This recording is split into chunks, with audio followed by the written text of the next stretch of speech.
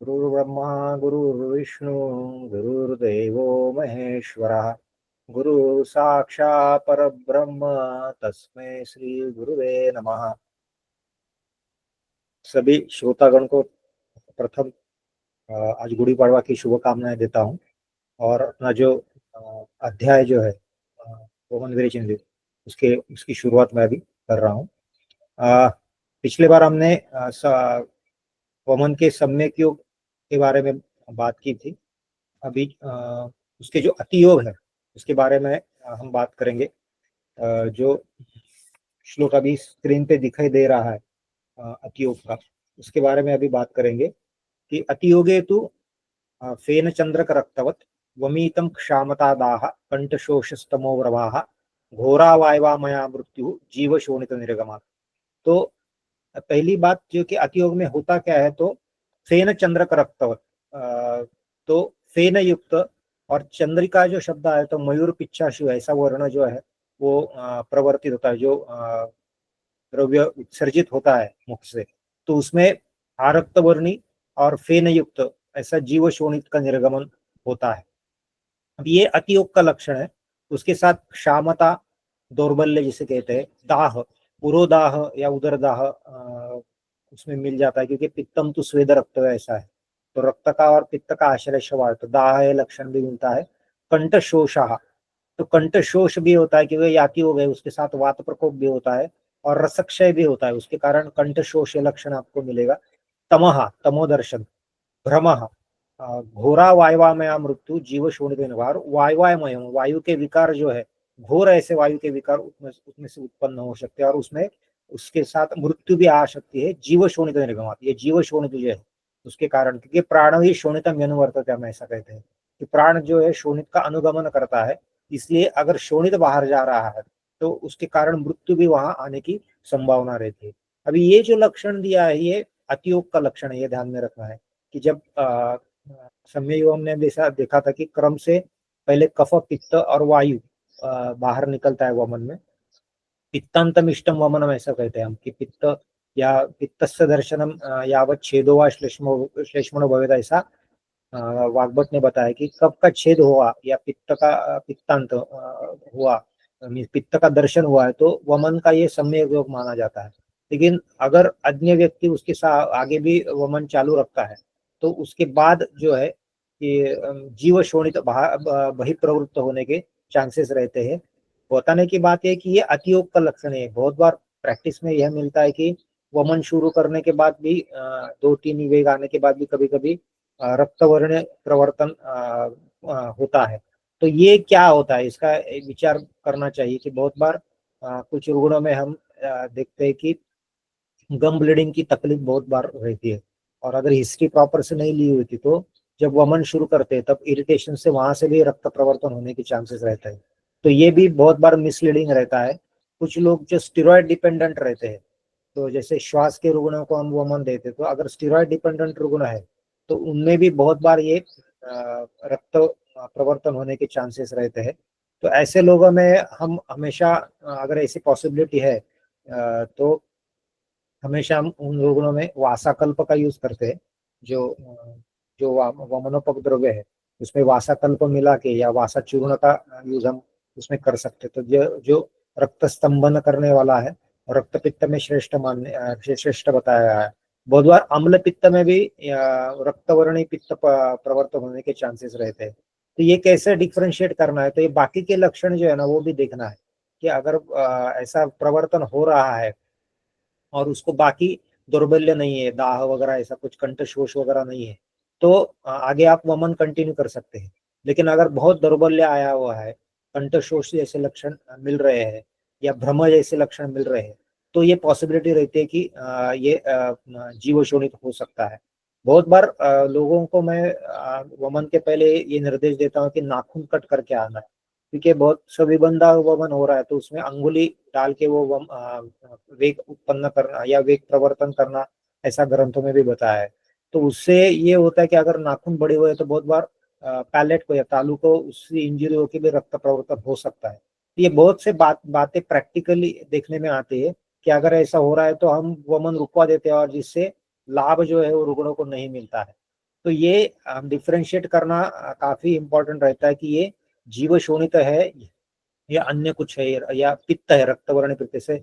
रक्त पित्त में भी बताया कि गंधवर्णानुवृत्त रक्त ने व्यपदिश्यते करके बताया, तो ऐसी भी स्थिति रह सकती है।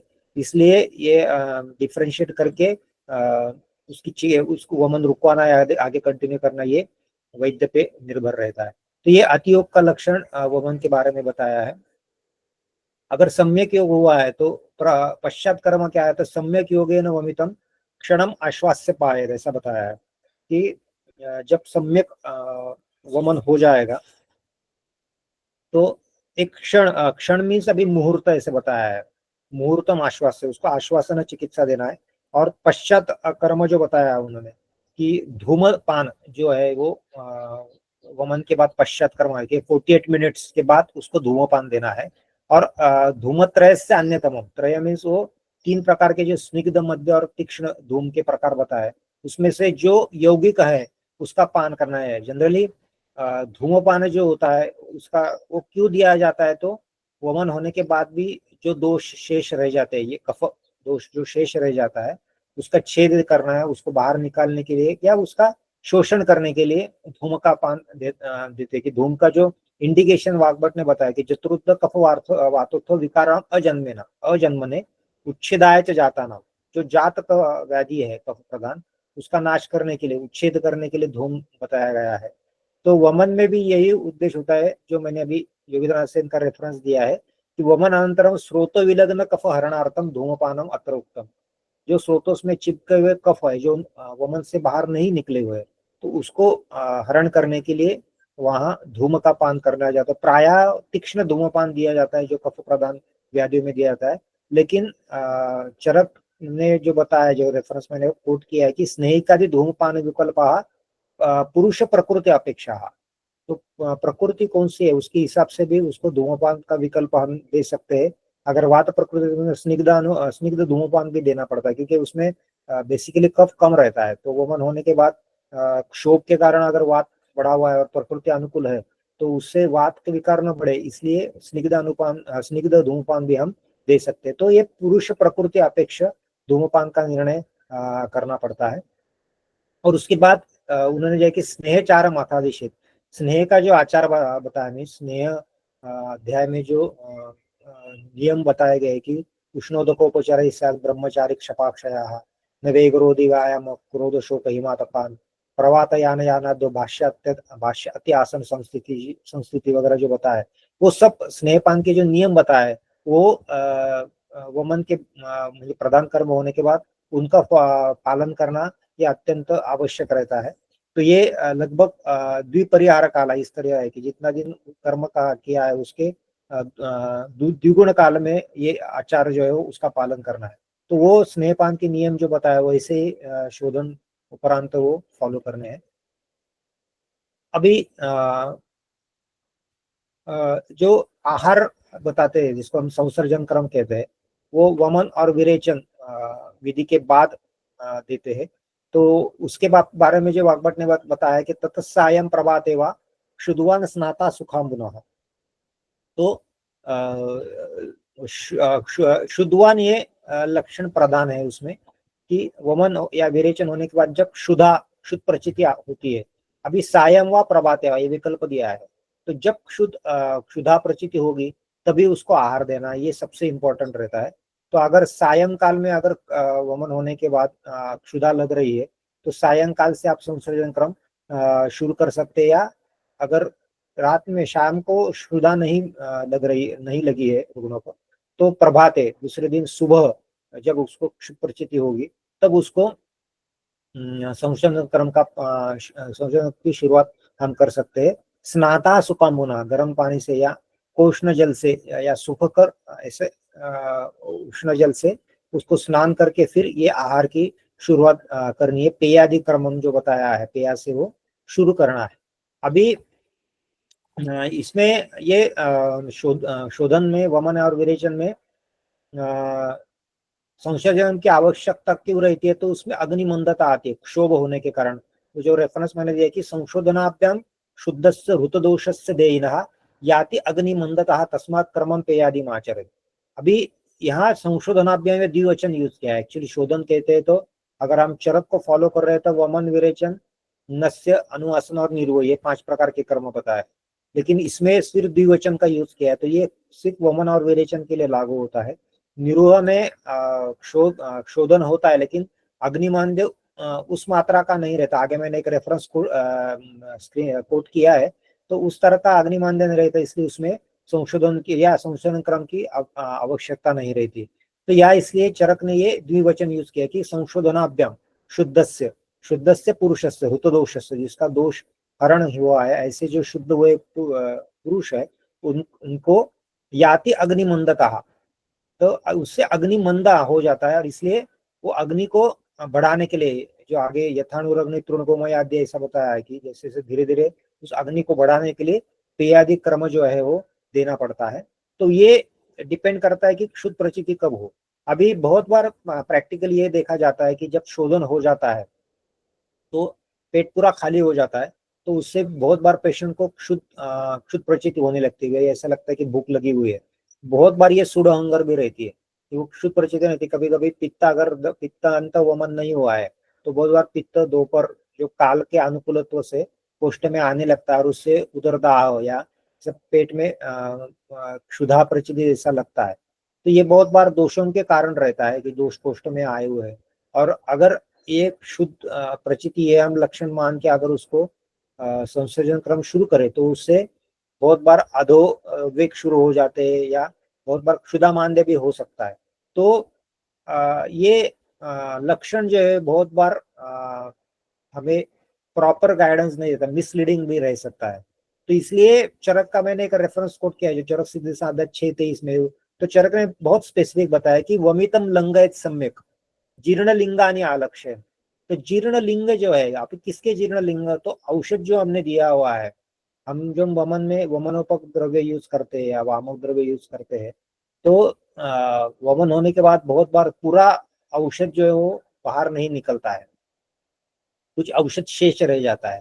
तो जब तक वो औषध पूरी तरह डाइजेस्ट नहीं होता, जीर्ण नहीं होता, तब तक उसको संशोधन क्रम शुरू करना नहीं है, ऐसा चरक का निर्देश। इसलिए उन्होंने क्या बताया कि वमितम लंगयत सम्यक, जिसको वमन हुआ है उसको सम्यक लंगयत, उसको लंगन देना है, उसको आहार नहीं देना। तो कब तक, जीर्ण लिंगाने अलक्ष्य, जब तक औषध के जीर्ण लिंग दिखते नहीं है तब तक उसको लंगन देना है। तानी दृष्टा, जब वो जीर्ण लिंग दिखाई देने लगे तो पेयादि क्रमम कुर्यात, पेयादि का क्रम करना है, न तो लंघन। तो लंघन बंद करना है देना, और उसके बाद संशोधन क्रम का की शुरुआत करनी है। चरक सिद्धि अध्याय 6 में बताया है। और वो लक्षण क्या है, तो ये लक्षण उसके बताए गए कि जीर्ण औषध लिंग के अनुलोमो अनिलाह स्वास्थ्यम क्षुत तृष्णा ऊर्जो मनस्विता लघुत्वम इंद्रियोद्गार शुद्धि जीर्ण औषधाकृति ही। ये चरक सिद्धि 6 का ही रेफरेंस है। तो पहले अनुलोम अनिलाह, वायु का अनुलोमन हो जाता है। जब औषध पच जाता है तो वायु वहां से जो अवरुद्ध हुआ होता है वो ना निकलने लगता है, उसका अनुलोमन होता है। स्वास्थ्य प्रचिति होती है, पेशेंट को अच्छा लगने लगता है, ये फीलिंग ऑफ वेलबींग जिसको कहते हैं। तो ये होता क्यों है, तो हमें स्वास्थ्य की व्याख्या में समदोषा समाग्निश्च समधातु मल क्रिया प्रसन्नात्मेन्द्रिय मना स्वस्थ इत्यादि, स्वस्थ इत्यादि सगर। तो शोधन जो होता है वो शारीर दोषों का होता है, लेकिन उसका परिणाम जो है वो मन स्वास्थ्य पे भी होता है। तो सूक्ष्म शरीर और स्थूल शरीर दोनों के यहाँ से दोषों का शोधन अगर हुआ है अच्छी तरह से वमन के द्वारा, तो स्वास्थ्य प्रचिति उसको होती है, फीलिंग ऑफ वेलबींग उसको आता है। शुद्ध प्रचिति, तृष्णा लगने लगती, ऊर्जो ऊर्जेति उत्साह, ऐसा बताया है कि जब दोषों का शोधन हो जाता है तो पेशेंट को एक प्रसन्नता होती है, उत्साह बढ़ने की लक्षण उसको मिलते हैं। तो लघुत्व, जब दोषों का शोधन हो जाता है, खासकर कफ दोष के बारे में कहे तो अम्ब प्रतिभ्याम श्लेष्मा है, पृथ्वी और जल महाभूत प्रधान कफ होता है, जब उसका शोधन हो जाता है अच्छी तरह से, तो विपरीत महाभूत शरीर में बढ़ेंगे, तो वायु आकाश महाभूत उसमें बढ़ेंगे, तो उससे लाघवत्व आएगा। तो ये एक लक्षण होता है। और इंद्रिय शुद्धि और उद्गार शुद्धि, ऐसे दो बताए, ये सबसे इंपॉर्टेंट रहता है कि अरुचि जो रहता है वो रहती नहीं, तो रुचि बढ़ने लगती है और आहार के प्रति। और उद्गार शुद्धि, अगर औषध पूर्ण तरह से जीर्ण हुआ है तो उद्गार जो है वो अच्छी तरह से आने लगते हैं, शुद्ध उद्गार आने लगते हैं। अगर वो उद्गार उस औषध के है, जो वामक या वमनों द्रव्य है, उसके उसके ही उद्गार आने लगे, तो ये समझना चाहिए कि अभी तक औषध जीर्ण नहीं हुआ है। ये सबसे इंपॉर्टेंट रहता है कि ये हम पेशेंट को बार बार पूछ के, अगर उद्गार इस तरह के आ रहे हैं उसके हिसाब से वो निर्णय लेके फिर हाँ रुग्ण को संशोधन क्रम शुरू करना है। तो केवल क्षुद प्रचिति जो है, क्षुद्वान शब्द जो बताया है उतना ही आप न देखे, ये बाकी लक्षण भी देखने के बाद उसको संशोधन क्रम जो है शुरू करना, ये काफी इंपॉर्टेंट है। क्योंकि जितना इम्पोर्टेंट पूर्व कर्म रहता है, जितना इम्पोर्टेंट प्रधान कर्म रहता है, उतना ही इम्पोर्टेंट जो है पश्चात कर्म रहता है। तो इन तीनों का कलेक्टिव या क्यूमुलेटिव इफेक्ट जो होता है वो रुग्ण पे मिलता है। तो तीनों ही अच्छी तरह से होना ये काफी इम्पोर्टेंट है। शुद्धि अच्छी तरह से हुई है, लेकिन अगर संशोधन क्रम ठीक तरह से फॉलो किया नहीं, तो ये पंचकर्म कर्म विभ्रम होने के चांसेस रहते हैं, और उससे व्याधि बढ़ने के चांसेस रहते हैं, या अन्य कोई व्याधि उत्पन्न होने के चांसेस रहते हैं। तो इसलिए जीर्ण औषध लिंग जो है ये हमारे केस पेपर में रहना चाहिए। जो हम पंचकर्मा का पेपर बनाते हैं तो उसमें जीर्ण औषध लिंग देख के फिर निर्णय करना है कि रुग्ण को संसर्जन क्रम शुरू करना है या नहीं। अभी ये संसर्जन क्रम का विषय आता है कि जो कल्पना उसमें बताई है कि पेया विलेपिम अकृतम कृतम च यूषम रसम त्रीन उभय तथा एकम क्रमेण सेवेत नरोन्न कालान प्रधान मध्य अवर शुद्धि शुद्धा। तो शुद्धि किस प्रकार की हुई है? प्रधान शुद्धि हुई है, मध्य शुद्धि हुई है, अवर शुद्धि हुई है। तो उसमें ये अन्न काल जो है तीन अन्न काल, उभय में 2 अन्न काल और 1 अन्न काल। अगर प्रधान शुद्धि हुई है तो ये पेया है, विलेपी है, या अकृत कृत यूष जो है, या रस मीन्स मांस रस, तो उनको तीन प्रधान शुद्धि है तो 3 अन्न काल, मध्यम शुद्धि हुई है तो 2 अन्न काल, और अवर शुद्धि हुई है तो 1 अन्न काल ये देना है। अभी प्रधान में क्या होता है कि दोष शोधन अच्छी तरह से होता है तो क्षोभ ज्यादा होता है, इसलिए अग्निमांद्य ज्यादा मात्रा में उत्पन्न होता है, इसलिए काला जो है उसमें ज्यादा है। सप्ताह इतने तक वो संशोधन क्रम वहां पूरा हो जाता है। तो पेया विलेपी अकृत कृत युष जो है, तो ये युष के 2 है कि जो कृत युष होता है उसमें शुंठी लवण आदि संस्कृतम ऐसा बताया कि शुंठी लवण और घृत इससे संस्कारित करके दिया जाता है, वो कृत यूष होता है। और जो उससे असंस्कारित ऐसा होगा तो वो अकृत होगा। तो ये डिपेंड करता है कि अग्नि किस तरह से है। अगर अग्नि तरह से दीप्त नहीं हुआ है, या 3 या 6 अन्न काल के बाद, पहले विलेपी आएगा, पहले पेया आएगा फिर विलेपी आएगा, तो 6 अन्न काल होने के बाद 9वें अन्न काल में अकृत यूष आएगा। तो वहां निर्धारित करना है कि अग्निदीप्त हुआ है कि नहीं। अगर अग्निदीप्त ठीक तरह से नहीं हुआ है तो कृत 2 अन्न काल दे सकते हैं प्रधान शुद्धि में, क्योंकि ये 3 है। तो उसमें डिपेंड करना है कि कृत और कृत कैसे करना है। अगर दीप्त नहीं है तो 2 अन्न काल दीजिए, दीप्त हुआ है तो 2 अन्न काल कृत दीजिए, और दीप्त हुआ है तो 2 अन्न काल अकृत दे दीजिए, और 1 अन्न काल अकृत दे दीजिए। और दीप्त नहीं हुआ है तो 2 अन्न काल कृत कर सकते हैं। तो ये रुग्ण के हिसाब से उसके लक्षण क्या मिल रहे हैं, उस हिसाब से आप ये अन्न काल का डिवीजन कर सकते हैं। अभी अन्न काल क्या है, मैंने क्वेश्चन मार्क डाला है कि बहुत बार क्या प्रॉब्लम आता है कि पेशेंट जब शोधन हो जाता है और आहार शुरू हो जाता है, संशोधन क्रम शुरू हो जाता है, तो पेया लेने के बाद वो 2 घंटे के बाद उसको फिर खुद प्रचिति होती है, फिर क्या करे? तो फिर वो फोन करता है कि भूख लग रही है तो मैं क्या करूँ। तो अन्न काल ये होता है, तो हम 2 बार खाना खाते हैं। ग्रंथों में जो प्रातः भुक्त्वा ऐसा ही आया है कि भुक्ता मीन्स 2 बार आता है, तो 2 अन्न काल ही मानने चाहिए। लेकिन मैं पेशेंट को एडवाइस करता हूँ कि अगर सुबह शुरुआत की है, पेया पहले दिन से लिया है, और अगर उसको सायंकाल से शुरू किया, ऐसा हम मान सकते हैं। अगर जीर्ण औषध लिंग दिख रहे हैं तो पेया शुरू किया और 2 घंटे के बाद उसको फिर भूख लगी, तो उसको मैं वही बोलता कि पेया ही आप ले लीजिए। 2-3 बार वहां आप पेया का पान कर सकते हैं। फिर दूसरा अन्न काल जब सुबह शुरू हो जाएगा तब आप विलेपी ले सकते हैं। वो फिर वैसे है कि उस अन्न काल में भी आप सॉरी 3 अन्न काल अगर पेया है तो 3 अन्न काल में ऐसा नहीं कि एक ही बार लेना है। उस टाइम भूख लगे तो उस टाइम में 2 या 3 बार भी आप पेया ले सकते हैं। दूसरे दिन भी 2 या 3 बार सुबह ले सकते हैं, शाम को भी 2-3 बार पेया ले सकते हैं। तो ऐसा नहीं कि एक ही बार वो लेना है, क्योंकि आहार पचति शिखी दोषान आहार वर्जिता पचती है, ऐसा है। कि आहार वर्जित अगर है, आहार आप कम दे रहे या लघु दे रहे हैं, तो दोषों का पाचन अग्नि करता है। और दोष पाचन होने के बाद क्या है, तो धातु का पाचन होता है। दोष क्षय च धातु। तो अगर आहार उतने मात्रा में नहीं जा रहा है तो बहुत बार दौर्बल्य आने की संभावना बहुत रहती है। पेशेंट बहुत दुर्बल महसूस करता है खुद को। तो इसलिए ये करना है कि उसको 2-3 बार थोड़ा थोड़ा लेने के लिए बोल सकते हैं। तो अन्न काल 2 ही हो गए, सुबह और शाम एक दिन में। लेकिन आहार की मात्रा आप उसको 2-3 बार उसमें दे सकते हैं, जैसे क्षुधा प्रचिति होगी। तो ये काफी इंपॉर्टेंट रहता है। अभी उसका फायदा क्या होता है, तो उन्होंने संसर्जन क्रम का महत्व वाग्भट ने वहां दिया है कि यथा अणु अग्नि तृण गोमया दिया। अभी ये दृष्टांत दिया है आपको। मैं देखिए दृष्टांत क्या होता है, मूर्ख विदुषम बुद्धि सामने में, ऐसा दिया है कि दोनों को समझ में आए। और आयुर्वेद का ये वैशिष्ट है कि आयुर्वेद ने निसर्ग को काफी, ऋषियों ने निसर्ग को काफी अच्छी तरह से ऑब्जर्व किया होता है, और उसमें जो घटनाएं होती है उसको कोट करके उसके हिसाब से कंसेप्ट को क्लियर करने का किया है। इसलिए हम चरक में जो रेफरेंस आता है, कृष्णो ही लोग को बुद्धिमताम आचार्य, तो ये संपूर्ण लोग जो बुद्धिमान लोगों के लिए आचार्य स्वरूप है। या वाग्भट ने भी दिया है आचार्य सर्वचेतसु लोक एवं धीमता। तो उस तरह से उन्होंने दिया है कि जैसा निसर्ग में देखते कि अगर छोटी सी ज्वाला है तो उसको बढ़ाने के लिए हम धीरे धीरे तृण या गोमय उसका ईंधन हम देके उसको बढ़ाते हैं। अगर ज्यादा मात्रा में दिया तो अग्नि बुझ जाता है। उसी तरह से शोधन के बाद भी ऐसा होता है कि अग्नि मंद हो जाता है। तो उसके कारण अगर उसको बढ़ाना है तो क्रम से बढ़ाना होता है। तो इसलिए पेयादि क्रम दिया है, लिक्विड टू सॉलिड डाइट जिसको हम कहते हैं, कि धीरे धीरे वो अग्नि को बढ़ाया जाता है। और उस तरह से जो अग्नि बढ़ जाता है या अच्छी सक्षम हो जाता है, तो वो कैसा होता है, महान स्थिरा सर्व पचस्त थे वो। तो वो महान होता है, महान स्थिरा इति चिरकाल स्थायी। उसमें वैषम्य नहीं आता।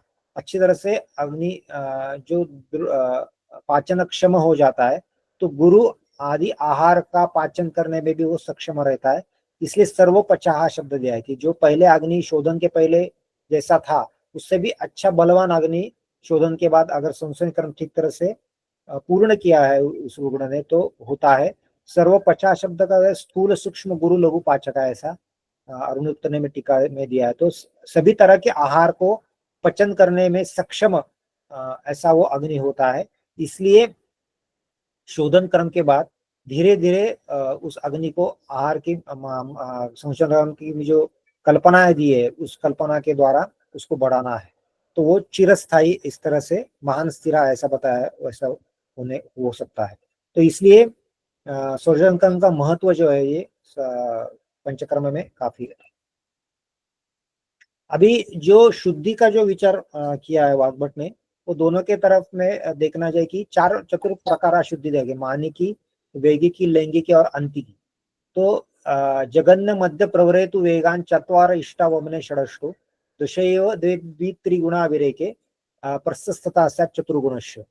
तो ये पहली जो शुद्धि जी जो दी गई है वो है वैगिकी शुद्धि है। चार चतवार मीन्स 4, षड मीन्स 6 और 8। तो ये अगर अवर शुद्धि है तो 4 वेग, मध्यम शुद्धि है तो 6 वेग, और उत्तम शुद्धि है तो 8 वेग, ऐसे वमन में बताए गए हैं। और विरेचन में जो दिया है दश एव द्वित्रिगुणा, 10 द्विगुणा मीन्स 20, 10 20 और त्रिगुणा मीन्स 30। तो उत्तम मध्यम प्रवर मध्यम और अवर शुद्धि विरेचन के लिए ये बताइए। और जो मानिकी जो बताइए प्रस्तता से द्वित्रि चतुर्गुण से विरेचन के बारे में दिया है कि दो प्रस्थ, प्रस्थ, एक प्रस्थ, 2 प्रस्थ और 4 प्रस्थ, ऐसा अवर मध्यम और उत्तम ये विरेचन के बारे में बताया है। अभी प्रस्ताव आपको ये पता है कि मैंने कोट किया कि सार्धत्रयोदश फलम जो वमने वेरिके तथा शोणित मोक्षणे सार्धत्रयोदश फलम प्रस्थम और मनीषिणा, ऐसा बताया है। तो जो प्रस्थ कन्वेंशनली हम रसशास्त्र में लेते हैं वो 64 तोला या 640 ml आ जाता है। लेकिन शोधन के लिए जो प्रस्थ का मात्रा बताइए वो सार्धत्रयोदश मीन्स 540 ml इतना आता है। तो उसके हिसाब से ये कैलकुलेशन होगा। सिर्फ चरक ने थोड़ा अलग बताया, जो प्रस्थस्थ तथा द्वित्रि चतुर्गुणश्च, ऐसा विरेचन के बारे में बताया। तो 2 प्रस्थ जो है वो अवर शुद्धि के लिए दिया है विरेचन में, 3 प्रस्थ जो है वो मध्यम शुद्धि, और चतुर्गुण में 4 प्रस्थ जो है वो उत्तम शुद्धि के लिए बताया। तो ये डिफरेंस ऑफ ओपिनियन दोनों में है, वाग्भट में और चरक में विरेचन के बारे में। अभी जो अंतिकी जो बताई है, तब पित्तावसानम वमनम जो बताया है कि वमन के लिए अंति की शुद्धि जो है तो पित्तावसानम, म्हणजे पित्त दर्शन या पित्त का शोधन हो जाए, वो वमन के लिए सम्यक शुद्धि अंति की मानी गई है। और विरेकात अर्धम जो बताया वमन के बारे में बताया कि जो प्रस्थ का प्रमाण बताया है पहले जो मैंने रेफरेंस दिखाया था, तो इसमें वमन का उल्लेख नहीं किया था। तो जो अर्ध जो है विरेचन के अर्ध, वो जो मानी की शुद्धि है वो वमन के लिए माननी चाहिए। तो अर्ध मीन्स अगर एक प्रस्थ अवर शुद्धि विरेचन के लिए, तो आधा प्रस्थ वमन के लिए रहेगी अवर शुद्धि। दो प्रस्थ विरेचन की मध्यम शुद्धि है, तो एक प्रस्थ वमन के लिए मध्यम शुद्धि रहेगी। और 4 प्रस्थ विरेचन के लिए उत्तम शुद्धि है, तो 2 प्रस्थ वमन के लिए उत्तम शुद्धि रहेगी। तो ये अर्ध का अर्थ इस तरह से हो जाएगा। और कफांतम च विरेकम आहु, कफांत मीन्स कफ का शोधन हो जाना अच्छी तरह से, ये विरेचन का सम्यक अंति की माना गया है। और जो वेग बताए हैं जो हमने देखे तो द्वित्रा वो कैसे कैलकुलेट करने उसके बारे में भी वाग्भट ने बताया कि द्वित्रांश विटकान अपनीय वेगान, ये विरेचन के बारे में बताया कि द्वित्रांश विटकान अपनीय वेगान मेयम विरेके। तो पहले 2 या 3 वेग जो रहते हैं सविटकान, विट मीन्स पुरुष, बहुत बार हम देखेंगे विरेचन जब शुरू हो जाता है तो पहले 2-3 वेग समल होते हैं। पेशेंट को हम पूछना चाहिए कि पहले वेग कैसे आए हुए हैं, तो सविट मीन्स सब पुरुष अगर वेग आए हुए हैं तो अपनी है, उनको छोड़ना है। तो जो कैलकुलेशन रहेगा 10, 20, 30 का, वो कब से रहेगा कि जो विट रहित ऐसे वेग जब आने लगेंगे, जैसा द्रवमल हो रहा है पेशेंट का, पानी जैसा निकल रहा है, ऐसा जब पेशेंट बोलने लगे तब से वो वेग कैलकुलेट करना है। तो ये द्वित्रांश विटकान अपनी, ये काफी इंपॉर्टेंट रहता है, तो वेग कैलकुलेशन में कंफ्यूजन होता है। और वमने तो पीतम मीन्स वमन में जो पीत औषध है, हम कैलकुलेट करें कि कितना हमने द्रव्य पेशेंट को दिया है, और वो जो पेशेंट जो द्रव्य बही प्रवृत्त हुआ है वमन में, वो भी कैलकुलेट करें, और उसका जो डिफरेंस है वो एक्चुअली दोषों का प्रवर्तन रहता है, वो प्रस्थ में आप कैलकुलेट कर सकते हैं।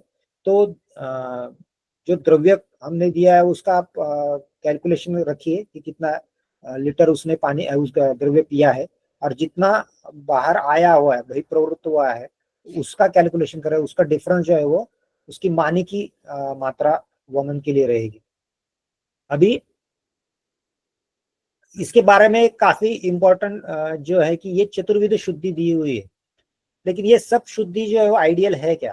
क्योंकि अब अगर आप चरक भी देखिए, चक्रपाणी का मैंने ये दिया है जो सिद्धि स्थान के पहले अध्याय में आया हुआ है, और सुश्रुत में भी चिकित्सा स्थान में 36 या 37 चैप्टर है, उसमें भी उसने ये बताया कि ये जो शुद्धि बताई है, अंतिकी है, मानिकी है, वैगिकी है, लैंगिकी, चतुर्विधा शुद्धि है, उसमें से ये जो अंतिकी, मानिकी और वैंगिकी ये है वो असम्मत है, क्योंकि ये अस्माकम असम्मत है। किंतु लैंगिकी च एका शुद्धि, लैंगिक शुद्धि जो है सबसे इंपॉर्टेंट रहती है।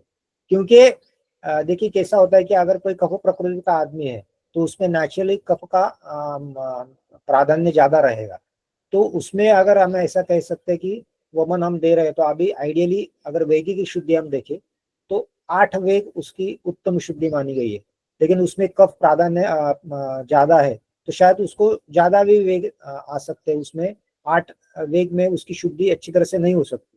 उसमें अगर दोष बल ज्यादा है तो उसमें ज्यादा वेग आने के चांसेस रहते हैं। या कोई कफ वात प्रकृति का है तो उसमें कफ की उत्पत्ति या कफ का मात्रा कम रहती है, तो शायद उसमें 6 वेग में भी उसकी उत्तम शुद्धि हो सकती है। तो ये प्रकृति पे भी डिपेंड करता है, व्याधि पे भी डिपेंड करता है।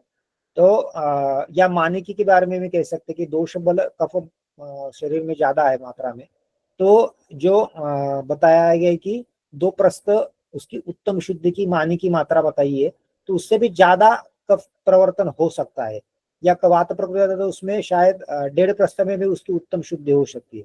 तो ये वेरिएशन बहुत इन शुद्धियों के बारे में रह सकता है। इसलिए दोनों ने ये बताया कि लैंगिक शुद्धि जो है सबसे इंपॉर्टेंट रहती है। अगर शरीर लैंगिक ये लक्षण कब दिखेंगे जो वमन के बारे में जो सम्यक लक्षण ये दिए कि निर्विबंधम प्रवर्तन्ते कफपित्ता नीलाक्रमात् मन प्रसाद स्वास्थ्यम च अवस्थानम स्वयं भवति, ये जो बताया गया है, तो ये मन प्रसाद स्वास्थ्य जो है, तो ये कब होगा, तो जब शरीर में संचित जो कफ है वो पूरी तरह से निकल जाएगा, तो शारीरिक स्वास्थ्य की प्रचिति भी रहेगी और मानसिक स्वास्थ्य भी प्रचिति रहेगी। तो ये लक्षण तब विद्यमान होंगे या लक्षण दिखाई देंगे कि जब उत्तम शुद्धि हुई है, दोषों का अच्छी तरह से बहिप्रवर्तन हुआ है। तो इसलिए इन सब शुद्धियों में सबसे इंपॉर्टेंट शुद्धि रहती है वो लैंगिक शुद्धि रहती है।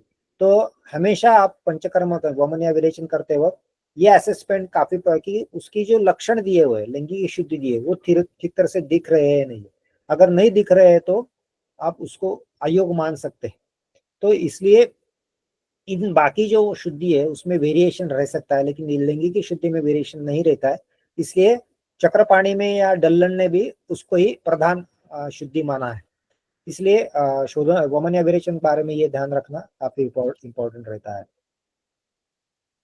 अभी एक पॉइंट मेरा एक्चुअली रह गया था कि स्नेह विश्राम बताया गया है, जो एक्चुअली इसका रेफरेंस इस अध्याय में नहीं आया है, लेकिन वाग्भट सूत्र 16 में आया है कि स्नेह स्निग्धा त्रया स्थित कुर्यात विरेकम वमनम पुनः एकाम दीनम अन्यच्च कफम उत्क्लेश तत्करे, ऐसा एक रेफरेंस वाग्भट कि हम देखते कि वमन या विरेचन में विश्राम दिन रहता है, कि स्नेहपान जब पूर्ण हो जाता है उसके बाद जो विश्राम काल है उसका एक डिफरेंस ऑफ ओपिनियन है, वो कोट करने के लिए मैंने दिया है कि स्निग्धा त्रया स्थिता कुर्यात विरेकम, स्निग्ध होने पर 3 दिन रुकना है विरेचन के लिए और फिर चौथे दिन उसको विरेचन देना है, ऐसा वाग्भट का मानना है।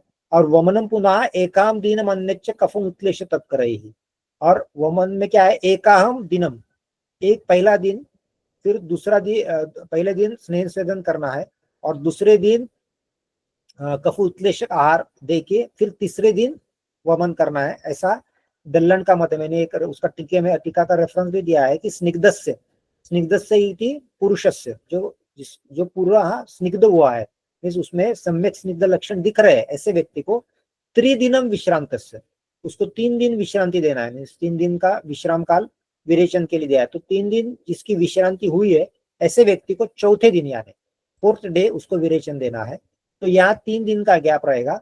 और वमन के बारे में स्निग्ध एकाम विश्रांता, जो व्यक्ति स्निग्ध हुआ है उसको एक दिन विश्रांति देना है, या और द्वितीय दिन एक कफकर ही कफ से उत्क्लेश, जो कफकर या कफ बढ़ाने वाले ऐसे जो उत्क्लेशक आहार है उसको दूसरे दिन उसे देना है, और तृतीय वमनम कुर्यात, और तीसरे दिन वमन देना है। तो वो विरेचन के लिए जो गैप है वो 3 दिन का है और वमन के लिए गैप है वो 2 दिन का है। जनरली जो चरक को जो फॉलो करते हैं वो 1 दिन का गैप वमन के लिए बताते हैं, लेकिन हेमाद्री का एक स्पेसिफिक रेफरेंस है कि 2 दिन वमन के लिए गैप देना और तीसरे दिन उसको वमन देना है। अभी ये विश्राम भेद ये क्यों बताया गया है, ये इसके बारे में अगर आप चरक की टीका भी देखे, जो चक्रपाणी ये या वाग्भट की, उसमें मौन है, उसमें उसने कुछ उसके बोले में कुछ उल्लेख नहीं किया है। तो ये रेफरेंस जो बताया वो चरकोपस्कार में आया है, योगेंद्र सेन की जो टीका है, तो उसने बोला है कि स्निग्धस्य कफोत्क्लेश शमाय त्रिरात्र उपेक्षा, ये विरेचन के बारे में बताया कि विरेचन में त्रिरात्र उपेक्षा क्यों बताया, 3 दिन का विश्राम काल क्यों, ज्यादा विश्राम काल क्यों बताया है, तो कफोत्क्लेश शमाय, क्योंकि हम जब स्नेहपान देते हैं विरेचन के लिए तो स्नेह के कारण कफ भी उत्कृष्ट होता है, ऐसा नहीं कि शरीर में कफ रहता नहीं है। आइडियली हम बोलते हैं कि विरिच्यते मंद कफास्तु सम्यक, मंद कफ अवस्था में विरेचन सम्यक होता है, इसलिए पहले वमन देते हैं फिर बाद में विरेचन देते हैं, हमने पहले ये देखा है। तो मंद कफ अवस्था में भी अगर आप विरेचन के लिए स्नेहपान शुरू करो तो कफ रहता ही है, ऐसा नहीं कि पूरा निश्शेष हो जाता है। तो जो कफ रहता है वो भी स्नेहपान हम जो विरेचन के लिए उससे उठ के स्नेहपान की जो प्रोसेस है वमन के लिए वो सेम ही है, तो उसके कारण कफ भी उत्कृष्ट होता है। और वो कफ का संग न हो, क्योंकि फिर वो अगर मंद कफ अवस्था नहीं है तो उसके कारण फिर विरेचन का आयोग होने के चांसेस रहते हैं। इसलिए वो कफ का संग दूर हो या कफ जो बढ़ा हुआ है उसका शम हो, इसके लिए वो 3 रात्र की उपेक्षा बताई है। तो स्नेहपान के कारण की बात 3 रात्र उसकी उपेक्षा करना है, और जब वो कफ का संग या कफ का शम हो जाए तब उसको विरेचन देना है। इसके का तो तब वो विरेचन अच्छी तरह से हो जाए। लेकिन वमन में वो अपेक्षा नहीं रहती, वमन में कफोत्क्लेश अपेक्षित है, क्योंकि हम कफे भी वमनम संयोग व कफोल्बण, कफोल्बण अवस्था में ही हम वमन देते हैं। तो इसलिए कफ बढ़ा हुआ होना चाहिए, ये वमन में सबसे अच्छा ये एक इंडिकेशन है। तो इसलिए वहां 2 दिन का एक गैप दिया गया है। तो ये डिफरेंस ऑफ ओपिनियन जो है वो समझ में रखना चाहिए कि स्नेह विश्राम दिन जो 3 दिन वमन विरेचन के लिए बताया वो जो कफोत्क्लेश है उसका शम करने के लिए।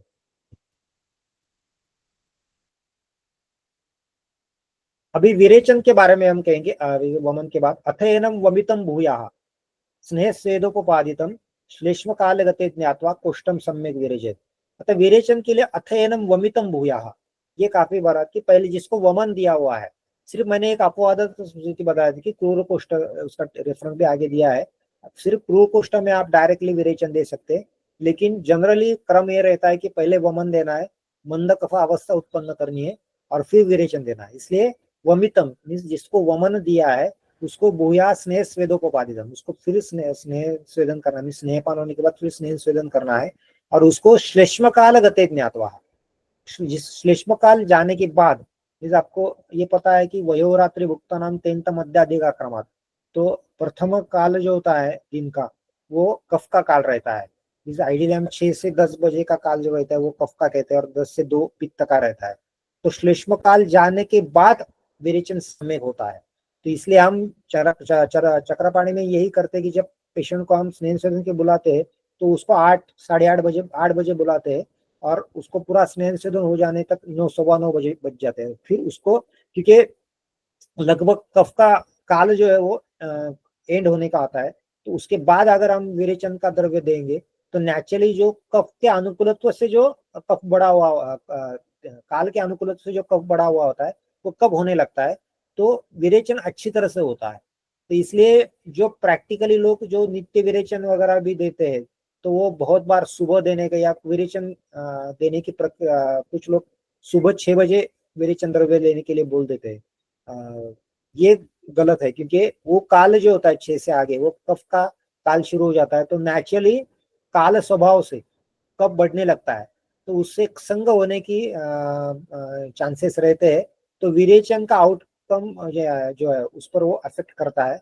इसलिए श्लेष्म काल जाने के बाद अगर आप द्रव्य दे रहे हैं, क्योंकि अपक्वम वमनम दोषम पच्चमान विरेचन, ऐसा देखिए औषध द्रव्य जब पच जाता है तब विरेचन शुरू होता है। तो अगर 9 सवा 9 बजे अगर विरेचन द्रव्य दे रहे हैं तो 10 साढ़े 10 बजे के बाद उसको अच्छी तरह से वेग शुरू हो जाते हैं। तो उस कारण कफ पित्त अच्छी तरह से बढ़ा हुआ होता है, कफ का संग दूर हो जाता है, तो विरेचन के वेग भी अच्छी तरह से आते हैं। इसलिए जो हमने बताया बताया कि अगर कफ काल में विरेचन के द्रव्य दे दिया तो न तो अकृत वमनम अन्यत्र कुरुकोष्ठ अकृत वमन से ही श्लेष्म उपतम औषधम ऊर्ध प्रवर्तते, ऐसा बताया कि अगर कफ बढ़ा हुआ है उस कार में अगर आप विरेचन औषध देंगे तो श्लेष्मा से उपहत हो जो औषध है, श्लेष्मा के संग कारण औषध अग्नि के संपर्क में आता नहीं है, वो आमाशय में रहता है और ऊर्ध्व प्रवर्तते है, वो छर्दन के द्वारा बाहर निकल जाता है, या उर्सिवा रुद्धम अवतिष्ठते, वहां उर में वो अवरुद्ध हो जाता है। ततो न अलम विरेचन आए, तो पर्याप्त मात्रा में विरेचन नहीं होता है, विरेचन का अयोग हो सकता है। और अगर सम्यक विरेचन हो भी जाए तो अधस्रस्ता श्लेष्मा, क्या होता है विरेचन द्रव्य के बल के कारण कफ जो है आमाशय से वो नीचे ग्रहणी में जाता है, ग्रहणी छादयित्वा, ग्रहणी को आच्छादित करता है, और गौरव गौरव आपादयति प्रवाहिकाम वाजनयति, ऐसा है। तो प्रवाहिका जैसे व्याधि भी उत्पन्न होने के चांसेस रहते हैं, अग्निमांद्य हो जाता है।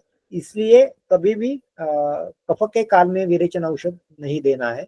जब श्लेष्म काल निकल जाए तभी विरेचन औषध देना है। सिर्फ एक अपवाद में बताया कि अन्यत्र क्रूर कोष्ठ, अगर क्रूर कोष्ठ है जिसमें मैंने न तो ऐश दोषो अति क्रूर कोष्ठ, तो वायवात्मकत्वात्, वो वात प्राधान्य वहां रहता है, तो उसके कारण कफ उतनी मात्रा में अनुकूल काल होने के बाद भी बढ़ता नहीं है। इसलिए अगर पूर्व कोष्ठ है तो उसमें अपवादात्मक स्थिति में आप विरेचन दे सकते हैं। लेकिन जनरल नियम यह है कि मंद कफ अवस्था जब है काल काल में, उस काल में ही विरेचन औषध देना है। तो पित्त के काल में ही विरेचन औषध देंगे तो उसका सम्यक होने के चांसेस अच्छे रहते हैं।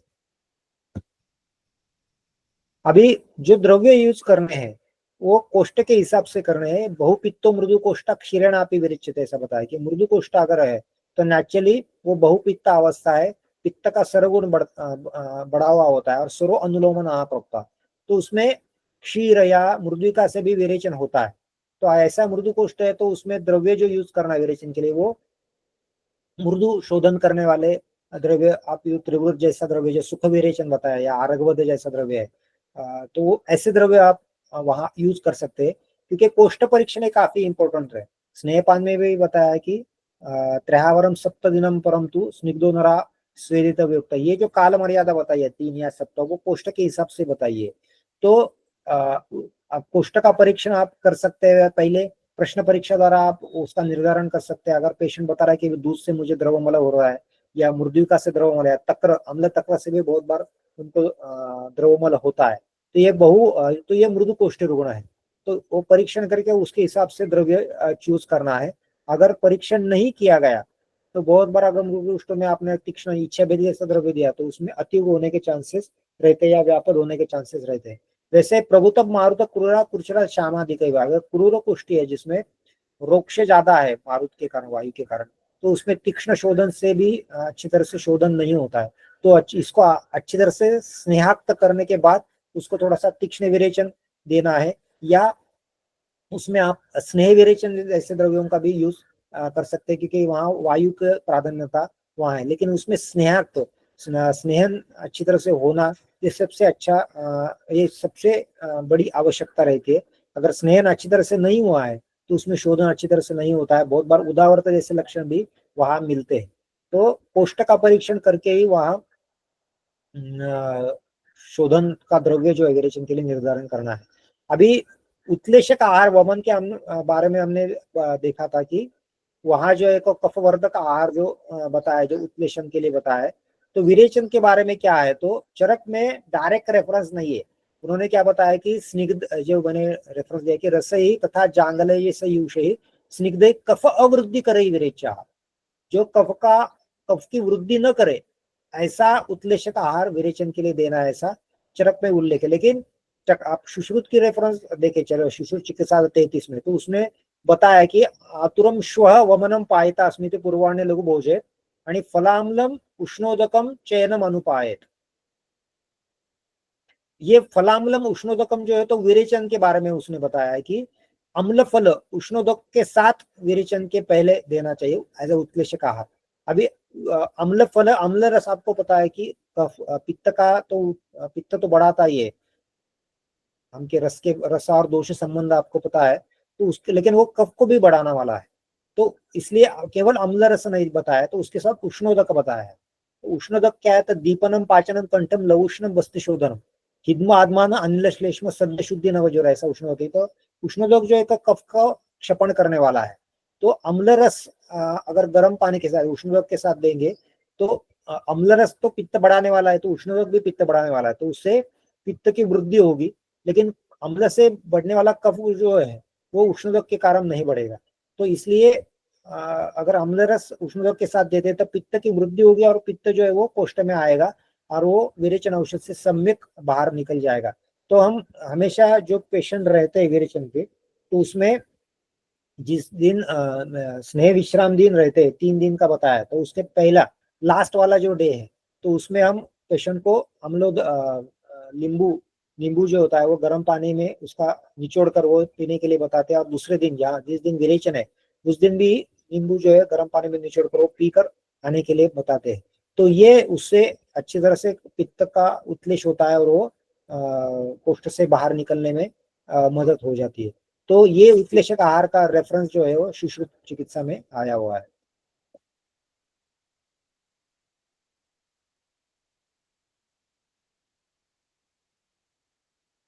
अभी जो विरेचन के लिए बताया कि अगर पित्त प्राधान्य है तो पित्त प्राधान्य में विरेचन में कषाय और मधुर रसात्मक द्रव्य आप विरेचन द्रव्य जो है उसके लिए यूज कर सकते हैं। तो ये दोष के हिसाब से है। कफ में कटु रसात्मक द्रव्य यूज करने हैं। और अगर वात प्राधान्य है तो स्निग्ध उष्ण और लवण, तो वो दोष विरोधी ऐसे द्रव्यों का उपयोग जो है वो करना है। तो पित्त प्रधान विरेचन, पित्त प्रधान दोषों में विरेचन देते हैं तो अनुबंध जो दोष है वो देखकर ही उसमें जो द्रव्य है उनका चयन करना है। ये तो सबको एक ही प्रकार का द्रव्य देना नहीं है, तो दोष प्राधान्य के हिसाब से द्रव्य का सिलेक्शन बदल जाएगा। अप्रवृत्तो तो पायत उष्णांबु स्वेदे तस्य पाणितापेन चोदरम। अगर दोष अच्छी तरह से प्रवर्तन नहीं होते, बहुत बार संग होता है और मुर दोष प्रवृत्त होते हैं, तो जो संग है तो संग दूर करने के लिए उष्णांबु जो है वो गर्म पानी जो पीना है, उसके कारण वो संग दूर हो जाता है, अनुलोमन हो जाता है और वेग शुरू हो जाते हैं। या स्वेदे तस्य पाणितापेन चोदरम, उसको उदर पे स्वेदन देना है, तो उससे क्या होता है कि जो वायु संचित है उसका अनुलोमन होने लगता है, संग दूर होता है और वेग अच्छी तरह से आने लगते हैं। तो जहां आयोग अगर लक्षण मिल रहा है आपको, ठीक तरह से वेग नहीं आ रहे, तो उसमें ये दो बातें करने ही अत्यंत आवश्यक है। बहुत बार ये होता है कि अच्छी तरह से शोधन नहीं होता है। तो वाग्भट ने ये बताया कि उत्थाने अल्पे, उत्थान शब्द का जो बताया कि स्तोकायाम प्रवृत्त, ऐसा अरुण टीका ने बताया कि अगर दोष अच्छी तरह से प्रवृत्त नहीं हुए विरेचन में, तो भुक्त्वा अन्नम अन्यद्यु मीन्स क्या कि उस दिन उसको आहार देना है, लघु आहार देना है, और अन्यद्यु पुनः पिबेद, अन्यद्यु मुझे दूसरे दिन उसको पुनः विरेचन औषध देना है। तो अगर पहले दिन अगर विरेचन ठीक तरह से नहीं हुआ है, अयोग हुआ है, दोष ठीक तरह से नहीं निकले, ऐसा आपको अगर लग रहा है, तो उस दिन लघु आहार शाम को दे के दूसरे दिन पुनः औषध दे सकते हैं। थोड़ा तीक्ष्ण औषध देना है, या किस कारण अयोग हुआ है उसका विचार करके उसको विरेचन औषध दूसरे दिन देना है। बहुत बार ऐसा आगे बताया कि अदृढ़ स्नेह कोष्ठास्तु पिबेत ऊर्ध्वम दशा होता है। अगर स्नेह कोष्ठ जो है अदृढ़ स्नेह है, अभी अदृढ़ स्नेह शब्द का अर्थ जो अरुण दत्त ने बताया है कि स्नेहन अच्छी तरह से अगर कोष्ठ को नहीं हुआ है, तो उसके उसके कारण भी बहुत बार ये अयोग होने के चांसेस रहते हैं।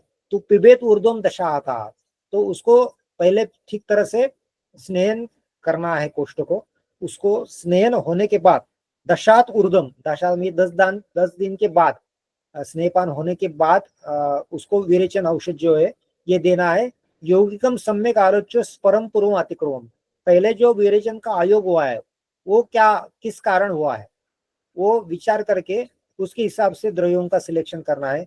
अगर अगर क्रूर कोष्ठी है और उसको आपने मृदु द्रव्य दिया है, उसके कारण अगर विरेचन नहीं हुआ है ठीक तरह से, तो उसमें एक तो स्नेह विरेचन स्नेहकता अच्छी तरह से करके विरेचन द्रव्य जो बताया अम्ल एंड लवण रसात्मक द्रव्य, ऐसे द्रव्यों का विरेचन द्रव्यों में उपयोग करना है, जिसके कारण ये अयोग्य जो है वो नहीं हो सकेगा। तो जो कारण हुए हैं विरेचन के आयोग में, उसको विचार करके उसके हिसाब से विरेचन जो है द्रव्य यूज करना है। बहुत बार ये बताते हैं कि जैसे हेमाद्रि ने में टीका में दिया है कि एक रेफरेंस संग्रह का कोट किया है कि अगर लज्जावश या भयवश या लोभ वेश, बहुत बार लोग वेग का क्या करते हैं कि जो वेग प्रवृत्त होता है उसको प्रवृत्त होने नहीं देते, जिसको बोलते कि धारण करते हैं वेग का। और अगर ये प्रवृत्ति हमेशा होती है तो उससे क्या होता है, वात प्रवृत्त होता है, क्योंकि वेग उत्पन्न करने वाला वायु होता है। तो अगर वायु का अवरोध हो जाएगा तो उससे वो रुग्ण जो दुर्विरेच्य होते। तो अगर ऐसे हेतु है तो ऐसे हेतुओं का निराश करना है उसको, पेशेंट को उसको ऐसे बताना है कि ऐसे अगर हेतु आ रहे हैं तो उसको टालना बहुत आवश्यक रहता है।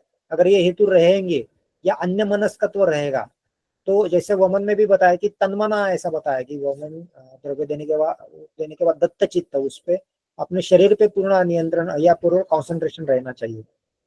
वैसे ही विरेचन के बारे में भी है, अगर विरेचन लेने के बाद अगर रुग्ण अन्य मनस्कत्व है तो उसके कारण भी विरेचन के आयोग आने के चांसेस रहते हैं, विरेचन ठीक तरह से नहीं होता है। तो ऐसे बातों को ध्यान में रखते हुए रुग्ण को वैसे निर्देश देना है और फिर चिकित्सा जो या विरेचन के लिए स्नेहपान करना है। तो ये बातें काफी इंपॉर्टेंट रहती है। और विरेचन अगर आयोग हुआ है तो क्या लक्षण मिलते हैं, तो आगे उसके बारे में बताया कि हृत कुक्षी अशुद्धि ही, तो अगर शोधन ठीक तरह से दोषों का नहीं हुआ है तो उदर गौरवता या उरो गौरवता ये लक्षण काफी बार मिलता है। पेट फुला हुआ रहता है, भारी भारी रहता है, ऐसा पेशेंट बताते हैं। अरुचि ही आहार, मैंने जो बताया कि अ, जो सम्यक शुद्धि लक्षण में इंद्रिय शुद्धि ये भी आता है, जैसे वमन में आता है वैसे विरेचन में भी आता है, तो उससे रुचि बढ़ती है ऐसा मिलता है अगर शोधन अच्छी तरह से हुआ है। लेकिन अगर अच्छी तरह से नहीं हुआ है तो अरुचि ये लक्षण मिलेगा। उत्क्लेशाः श्लेष्म पित्त, बहुत बार स्थीवन ये लक्षण भी मिलता है, या मुहुर्मुहुर दोषों का प्रवर्तन बुध मार्ग से होता है, ये भी मिलता है। तो उत्क्लेश जो दोष शरीर कोष्ठ में आए हुए है लेकिन बाहर ठीक तरह से बहिप्रवृत्त नहीं हुए हैं वेग के द्वारा, तो बार बार ये थोड़ा थोड़ा प्रवर्तन रहेगा दोषों का, तो ये उत्क्लेश तरह का लक्षण मिलेगा। कंडू विदाह, अभी कोष्ठ में लक्षण मिलेगा, वैसे ही बहुत बार ये शाखा में भी दोष चले जाते हैं, जो बही प्रवृत्त नहीं होते तो शाखा में चले जाते हैं, उससे कंडू लक्षण मिलता है। सर्वांग कंडू लक्षण मिलेगा, विदाह मिलेगा, पुरोदाह जैसे लक्षण मिलेंगे। पिटिका, ये शाखागत दोषों के लक्षण बताया गया, अगर दोष शाखा में चले जाएंगे तो पिटिका। पीनस और वात बीड़ ग्रह, ये लक्षण भी बहुत बार मिलता है कि वायु का अनुलोमन ठीक तरह से नहीं होता है, तो आदमान जैसा है या उदर आपूर्णम जैसे जिसको कहते हैं, ऐसे लक्षण बार बार ये अयोग में मिल जाता है। तो ये लक्षण आपको कोष्ठ में भी मिलेंगे और शाखाओं में भी मिलेंगे, तो उसके हिसाब से अयोग का निर्धारण आपको करना है।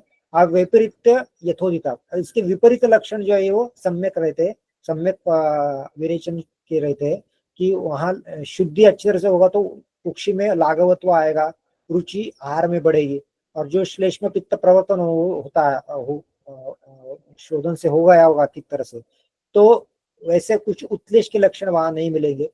तो और वात का अनुलोमन ठीक तरह से रहेगा। तो ये सम्यक योग के लक्षण विरेचन के बारे में वाग्भट ने बताया है।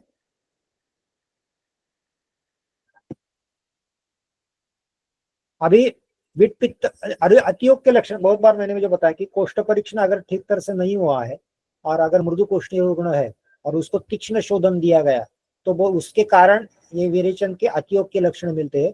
तो पहला जो बताया वो विट पित्त कफो आतेषु निसृतेषु क्रमाशय, ये क्रम से पहले मल बाहर निकलेगा, उसके बाद जो ग्रहणी में स्थित पित्त है वो विट के साथ वात भी आता है, तो जो पक्वाशय का वकाशय जिसका प्रधान स्थान है वैसे, तो विट के साथ वायु का भी अनुलोमन पहले होगा, उसके बाद घृणी स्थित पित्त बाहर निकलेगा, और फिर आमाशय स्थित ऊर्ध आमाशय स्थित कफ, ये क्रम से निकलेगा।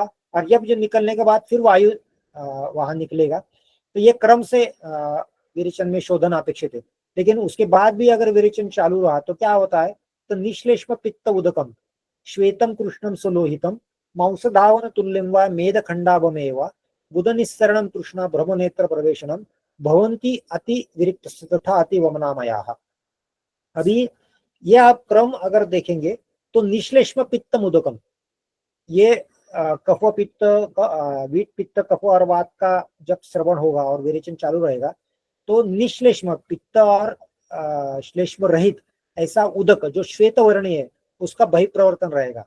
तो ये अगर आप देखें तो ये रस का बहिप्रवर्तन है, धातुओं का बहिर्गमन यहाँ आपको दिखने के लगेगा। तो पहला जो लक्षण बताया है कि श्वेतम उदकम, तो ये रस का बहिर्गमन होगा, तो रसक्षय के लक्षण आपको मिलने लगेंगे। तो आगे बताए कृष्णम सुलोहितम, ये जो द्रव बाहर उदक निकलेगा सुलोहितम, अब ये रक्त का बहिप्रवर्तन शुरू हुआ है। अगर आपने स्तंभन नहीं किया गया ये पहले लक्षण में, तो आगे रक्त का बहिप्रवर्तन होगा, तो सलोहितम उदकम ऐसा आएगा, तो रक्त का बहिप्रवर्तन होगा, वहां आगे वो फिर वो कंटिन्यू हो गया, तो मांस धावन तुल्यम भाई। अब ये देखिए मांस धावन के तुल्य उदक जो है वो बाहर निकलने लगेगा, तो ये मांस धातु का बहिर्गमन ये है। आगे मेघ मेद खंडावमेवा, तो मेद का बहिर्गमन शुरू हो जाएगा, और उसके बाद भी चालू रहा तो गुद निस्तरणम तृष्णा भ्रमो नेत्र प्रवेशम। तो भ्रम जो लक्षण है, तो आपको ये पता है कि ये मज्जा के बारे में बताया, मज्जाक्षय में अस्ना मज्जा निशूर भ्रमत तिमिर दर्शन में ऐसा बताया है। तो भ्रम यह लक्षण जो है वो मज्जाक्षय में मिलेगा, तो ये टिपिकल पेशेंट को वहाँ भ्रम प्रचिति होगी, तृष्णा अधिक मात्रा में लगने लगेगी। तो ये लक्षण जो है वो बहुत बार उसमें बताते हैं, या गुद निस्सरणम जैसा कि प्रोलैप्स की कंडीशन भी वहां आती है, और नेत्र प्रवेशनम, नेत्र अंदर धस जाते हैं जिसको बोलते हैं, तो इस तरह की लक्षण जो है वो मज्जाक्षय में आपको मिलने लगे। तो भवंती अतिविरिक्त से अति विरेचन के लक्षण बताए। तो पहला जो है तो ये नॉर्मल होता है, लेकिन अगर कंटिन्यू होने लगे तो उससे धातुओं का बहिप्रवर्तन शुरू हो जाता है और उसके टिपिकल लक्षण यहाँ आपको मिलते हैं। और अष्टांग संग्रह में जो कुछ अलग लक्षण बताया उसका मैंने वहां बताया है कि परिकर्तिका, हृदय वेष्टन, पिपीलिका संचार एवं अंगे। तो परिकर्तनवत वेदना, अगर अधिक मात्रा में अगर शोधन हो रहा है तो उससे वात प्रकोप होगा और गुदा की यहाँ परिकर्तनवत पीड़ा वहां होगी। हृदय वेष्टन, ये उदावर्त के कारण बहुत बार होता है, प्रकृति वायु वहां वेष्टनवत पीड़ा हृदय के स्थान में उत्पन्न करता है। और पूर्व शरीर में वात का प्रकोप होने के कारण, धातु क्षय के कारण पिपीलिका संचार एवं अंगे, पूरे शरीर में तो चिटिया चलने जैसा सर्वांगगत वात प्रकोप के कारण ये लक्षण मिलता है। तो ये अलग लक्षण जो है अष्टांग संग्रह में बताया। और तथा अति वमनामय ऐसे बताया गया है कि वमन में के अतियोग के जो लक्षण बताए गए हैं वो जैसे क्षमता वगैरह जो वमन के अतियोग में बताए गए हुए, ये लक्षण भी जैसे क्षमता, दाह, कंठशोष, तमोभ्रमा, घोरवायवामय मृत्यु, जीव शोणित निर्गमन, ये लक्षण भी आपको विरेचन में मिल सकते हैं। तो ये धातुओं के टिपिकल क्षय के लक्षण आपको विरेचन के अतियोग में मिलेंगे। इसलिए यहाँ उपेक्षा नहीं करनी है, जब तक दोष बाहर निकल रहे तब तक आप उपेक्षा करिए। लेकिन जब धातुओं का बहिर्गमन होगा और दौर्बल्य पेशेंट को आने लगेगा तो एक ध्यान में रखिए कि जब तक दोषों का शोधन हो रहा है तब पेशेंट को लाघवत्व प्रचिति होती है, उत्साह बढ़ने लगता है, उसको थकान महसूस नहीं लगती। लेकिन जब धातुओं का बहिप्रवर्तन होने लगता है तो सबसे टिपिकल लक्षण दौर्बल्य प्रचिति होती है, पेशेंट बोलते कि अभी बहुत वीकनेस आ रहा है कुछ। तो ये लक्षण अगर मिल रहा है तो इसका मतलब ये होता है कि अभी यहाँ आपको अगर विरेचन के वेग नहीं स्वयं कम नहीं हो रहे हैं तो वहां आपको स्तंभन की जरूरत पड़ती है। अगर आप स्तंभन नहीं दिया तो धातुओं का क्षय होने के चांसेस रहते हैं। तो ये अतियोग के लक्षण ध्यान में रखना है काफी। इसलिए पेशेंट को कभी हम विरेचन के पेशेंट को भी हम एडमिट करके ही विरेचन देते हैं, क्योंकि ये कब लक्षण उत्पन्न हो गए ये समझ में नहीं आता। घर में पेशेंट अगर है तो ये काफी दिक्कत वाला मामला होता है, क्योंकि पश्चनार्थम प्रतिक्षण में काफी इंपॉर्टेंट रहता है शोधन के बारे में, क्योंकि कब कब कोई अवस्था उत्पन्न हो जाए ये बताना काफी मुश्किल रहता है।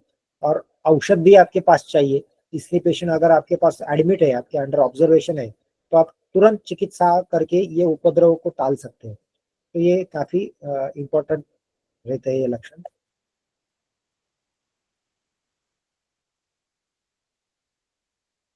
सम्यक विरक्तम एनम च वमनोक्तेन योजे धूमवर्जन विधिना। अब ये जिसको अच्छी तरह से विरेचन हुआ है तो उसको वमनोक्तेन योजे धूमवर्जन विधिना, तो जो वमन में बताया जो पश्चात कर्म है वही करना है, सिर्फ धूम वर्ज बताया, क्योंकि धूम जो है वो कफवातोत्त विकारणम अजन्य, म्हणजे कफवात प्रधान दोषों में दिया जाता है, लेकिन विरेचन जो है पित्त प्रधान दोषों में बताया गया है। तो धूम से पित्त बढ़ने के चांसेस रहते कि वो उसमें अग्नेयत्व आता है। इसलिए धूम छोड़कर जो विधि बाकी बाकी बताई है, जो संशोधन बताया गया है वो ही करना है। उसमें भी जीर्ण औषध लिंगानी देख के फिर उसको संशोधन क्रम शुरू करना है। तो वोमितवानी व क्रमेण अन्नानि भुंजानो भजेत प्रकृति भोजनम। तो जैसे वमन में बताया है संशोधन क्रम सप्ताह को किस तरह का शोधन और विरेचन में हुआ है, उत्तम हुआ है, मध्यम हुआ है, हीन हुआ है, उसी हिसाब से संशोधन क्रम का काल निर्धारण करना है।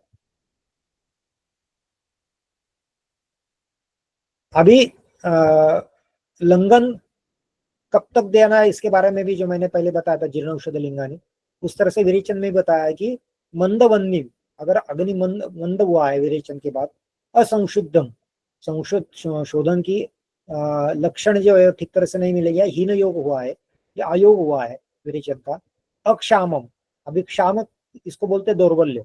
जब दोषों का शोधन होता है तो धातुओं का कर्षण होता है तो उससे दुर्बलता आती है।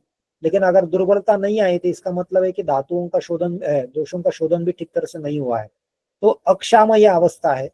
और रुग्ण दोष दुर्बल हुआ है, दोष के कारण भी दुर्बलता आती है और दोषों का शोधन होने के बाद दौर्बल्य कम होने लगता है। तो अगर दोष के कारण अगर दुर्बलता आई हुई है तो, और अदृष्ट जीर्ण लिंगम से जब तक औषध कि जीर्ण के लिंगम जब तक नहीं मिलते तब तक उसको लंघन देना है विरेचन में भी। तो ये मैंने जो बताया वमन के बारे में, जीर्णौषध लिंगानी, ये काफी इंपॉर्टेंट है कि जो विरेचन का द्रव्य दिया है वो जब तक पूरा तरह से बाहर नहीं निकल जाता तब तक उसको लंघन ही देना है। और जब वो लक्षण मिलने लगे या दिखने लगे तभी उसको आप संसर्जन क्रम उसके शुद्धि के हिसाब से चालू कर सकते हो। तो ये जीर्णौषध लिंगा ने जो बताया वो काफी इंपॉर्टेंट वमन और विरेचन के बारे में बताया है। स्नेह सेदो शुद्धोत्क्लेश संगति न बाध्यते, तो ये लंघन देना क्यों है? तो लंघन आपको पता है कि वायु और आकाश मावुत लंघनम लाघवया ये बताया, तो वायु और आकाश मावुत बताया बढ़ाता है। जब विरेचन का आयोग होता है तो स्नेह सेदन से तो दोषों का उत्क्लेश हुआ होता है, लेकिन वो दोष आयोग के कारण ठीक तरह से बाहर नहीं निकलते, तो दोषों का संग हो जाता है। तो उस संग को दूर करने के लिए लंघन ये काफी इंपॉर्टेंट रहता है। तो स्नेह सेद औषध क्लेश, स्नेह सेदन और जो हम विरेचन औषध देते हैं तो उसके कारण जो दोष का उत्क्लेश हुआ होता है पित्त का और कफ का, और उसके कारण क्या होता है, श्रुतों में संग हो जाता है क्योंकि वो बाहर नहीं निकल पाते शोधन के आयोग के कारण। तो उन संग को दूर करने के लिए लंघन देना है, क्योंकि लंघन से क्या होगा, दोषों का पाचन हो जाएगा और उससे उसका संग दूर हो जाएगा। और जब वो संग दूर हो जाएगा, जब क्षुधा प्रचिति वगैरह होगी तभी उसको संशोधन करना है। तो ये लंघन का काफी महत्व है, इसलिए विरेचन में भी और वमन में भी उन्होंने बताया कि जब तक जीर्ण औषध लिंग नहीं दिखते तब तक उसको लंघन देना है। वैसे आयोग में भी उसका इंपॉर्टेंस है कि जो दोष उत्कृष्ट हुए हैं लेकिन अयोग के कारण बाहर नहीं निकले हैं, वो दोष स्रोतों में संग करते हैं और उस संग को दूर करने के लिए वहां लंघन देना है, काफी इंपॉर्टेंट है। संशोधन अस्त्र विस्राव स्नेह योजन लंघन ही याति अग्निमंदता तस्मात क्रमम पे आदि माचर। ये संशोधन क्रम का इंपॉर्टेंस बताया है कि संशोधन अस्त्र विस्राव में रक्त मोक्षण और स्नेह योजन जो है इसको शमन स्नेह बोलते हैं कि शमन स्नेह में भी आपको पेयादि कर्म देना है।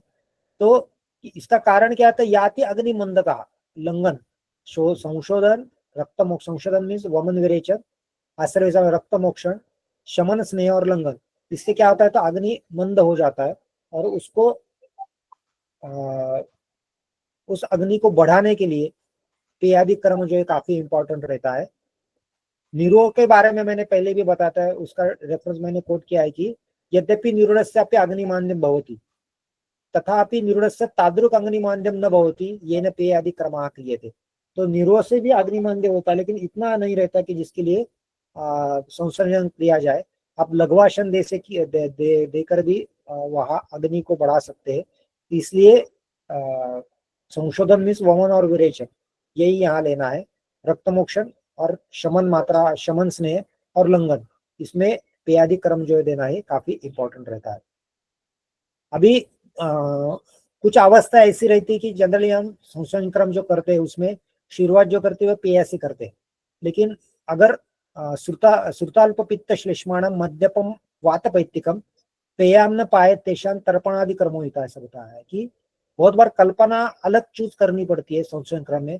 तो वो अवस्था जो कौन सी है, तो उसमें दिया है कि जहाँ अल्प मात्रा में पित्त और कफ बाहर निकले हुए, जैसे विरेचन जो है उसमें या वमन में भी अगर अयोग आया हुआ है, पित्त और कफ अधिक अल्प मात्रा में बाहर निकले हुए, अयोग हुआ है या हीन योग हुआ है या कोई रुग्ण मध्य पान करने वाला है या वातपैत्तिक दोष स्थिति है, वात पित्त प्राधान्यता है, तो उसमें पेया न देते हुए तर्पण आदि कर्म देना है जो पित्त प्रधान व्याधियों में देते हैं।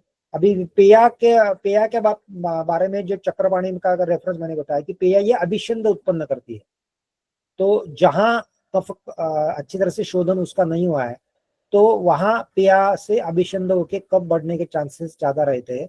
जैसे एक रेफरेंस ज्वर चिकित्सा में जो चरक में दिया है कि पांशुधाने यथा वृष्टि क्लेदयति अतिकर्दम, जैसे पांशु में धूली कण जो होते हैं उसमें अगर बारिश का पानी गिर जाए तो कर्दम मीन्स मड मड तैयार हो जाता है।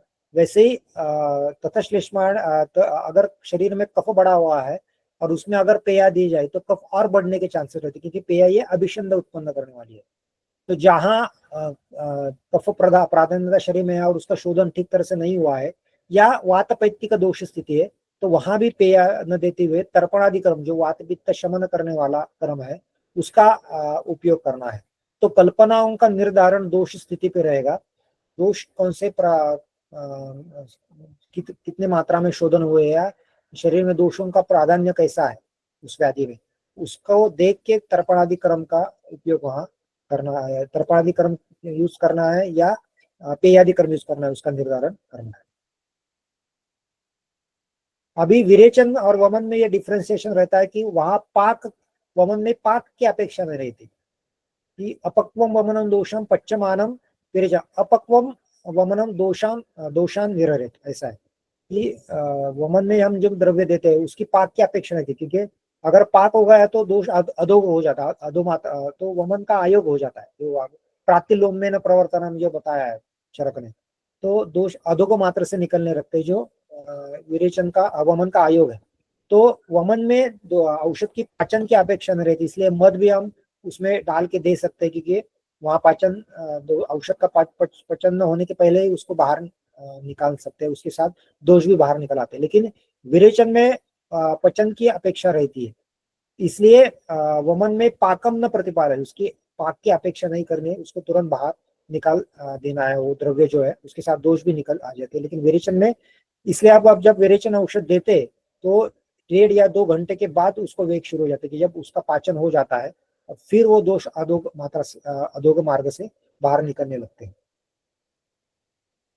दुर्बलो बहुदोषाश्च दोषपाकेन या स्वयं विरिच्यते भेदने भोजय तम उपपादे। बहुत बार ये अवस्था रहता है कि दोषों का पाक स्वयं हो जाता है। बहुत बार अगर रुग्ण दुर्बल है और बहुदोष अवस्था, अभी बहुदोष अवस्था अगर है तो दोष शोधन होना अपेक्षित है, लेकिन औषध देने के पहले ही है, इसलिए देगा। स्वयं शब्द का अर्थ टीका में देखिए, औषध मंत्रेण यो विरिच्यते, कि औषध दिया नहीं है विरेचन का, उसके बाद उसके पहले ही दोष स्वतः प्रवृत्त होने लग रहे हो रहे हैं, तो उसकी उपेक्षा करनी है। और विरिच्यते भेदने भोज्यतम उपवाद है, उसको उस दोषों को शोधन करने का अनुकूल ऐसा आहार जो है, भेदने ऐसा शब्द टिपिकल ये आहार का विशेषण दिया है। तो टीका में अरुण दत्त ने दिया कि यवक्षार आदि भी, यवक्षार आदि जो भेदन करने वाले द्रव्य है उनका आहार में समावेश करना, जिससे क्या होगा कि दोषों का प्रवर्तन अच्छी तरह से हो जाएगा। तो वहां अलग कोई विरेचन औषध देने की जरूरत नहीं है, आप आहार में ऐसी आहार की उपाय योजना करिए जिससे वो दोष वही प्रवृत्त हो जाएगा और दोषों का शोधन हो जाएगा। तो जहां दुर्बल रुग्ण है और बहुदोष अवस्था है, जहाँ शोधन होने की जरूरत है, वहां अगर दोष स्वतः प्रवृत्त हो रहे हैं अधोमार्ग से, तो उसमें केवल उसको अनुकूल ऐसा आहार देके उनको वही प्रवृत्त करना है।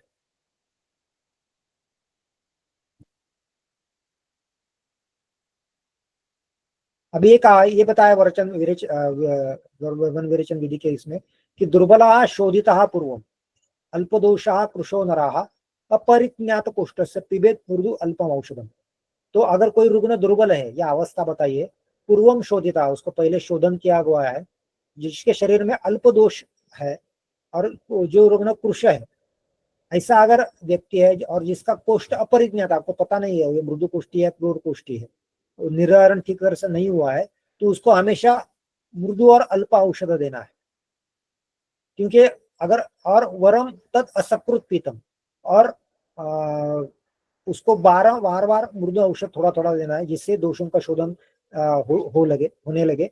क्योंकि अगर आप ये परीक्षण अगर ठीक तरह से नहीं किया गया और तीक्ष्ण औषध और अधिक मात्रा में अगर औषध दिया गया, तो अगर ऐसा समझिए कि उसका धातु बल कम है या मृदु कोष्ठी रुग्ण है, तो उसमें होगा क्या कि दोष अधिक मात्रा में बहिप्रवृत्त हो जाएंगे और उससे बल हानि होने की चांसेस है। अगर बल हानि हो गए तो उसमें प्राण नाश होने की भी चांसेस रहते हैं।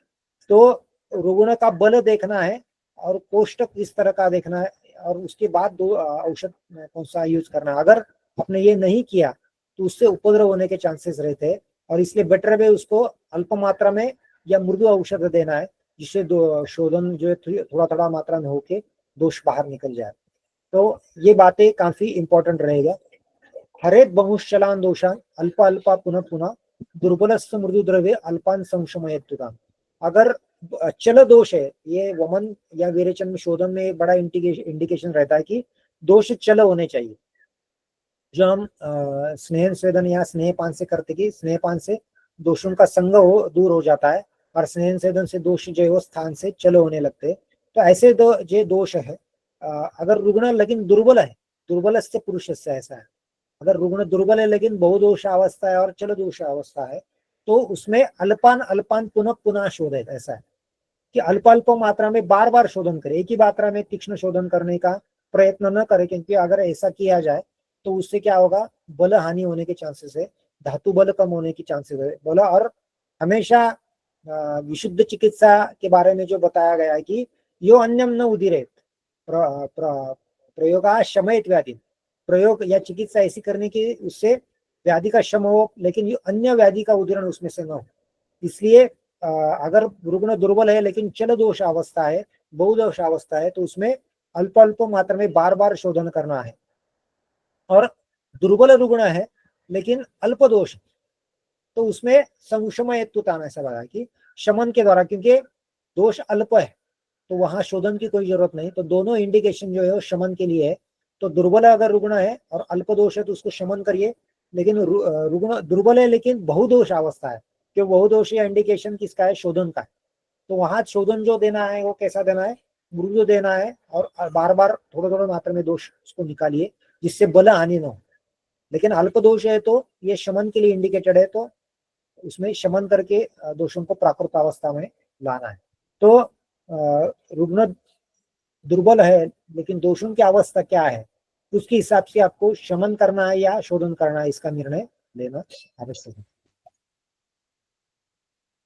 अगर दोषों को बाहर नहीं निकाल दिया तो हो जाएगा क्या, अगर रुग्ण दुर्बल है लेकिन बहुदोष अवस्था है और उन दोषों को अगर बाहर नहीं निकाल दिया तो क्या हो सकता है, तो ये बताया कि क्लेशयन्ति चिरं ते ही हन्युर्वै नमने हन्यु व एनम अनिरुद्धा।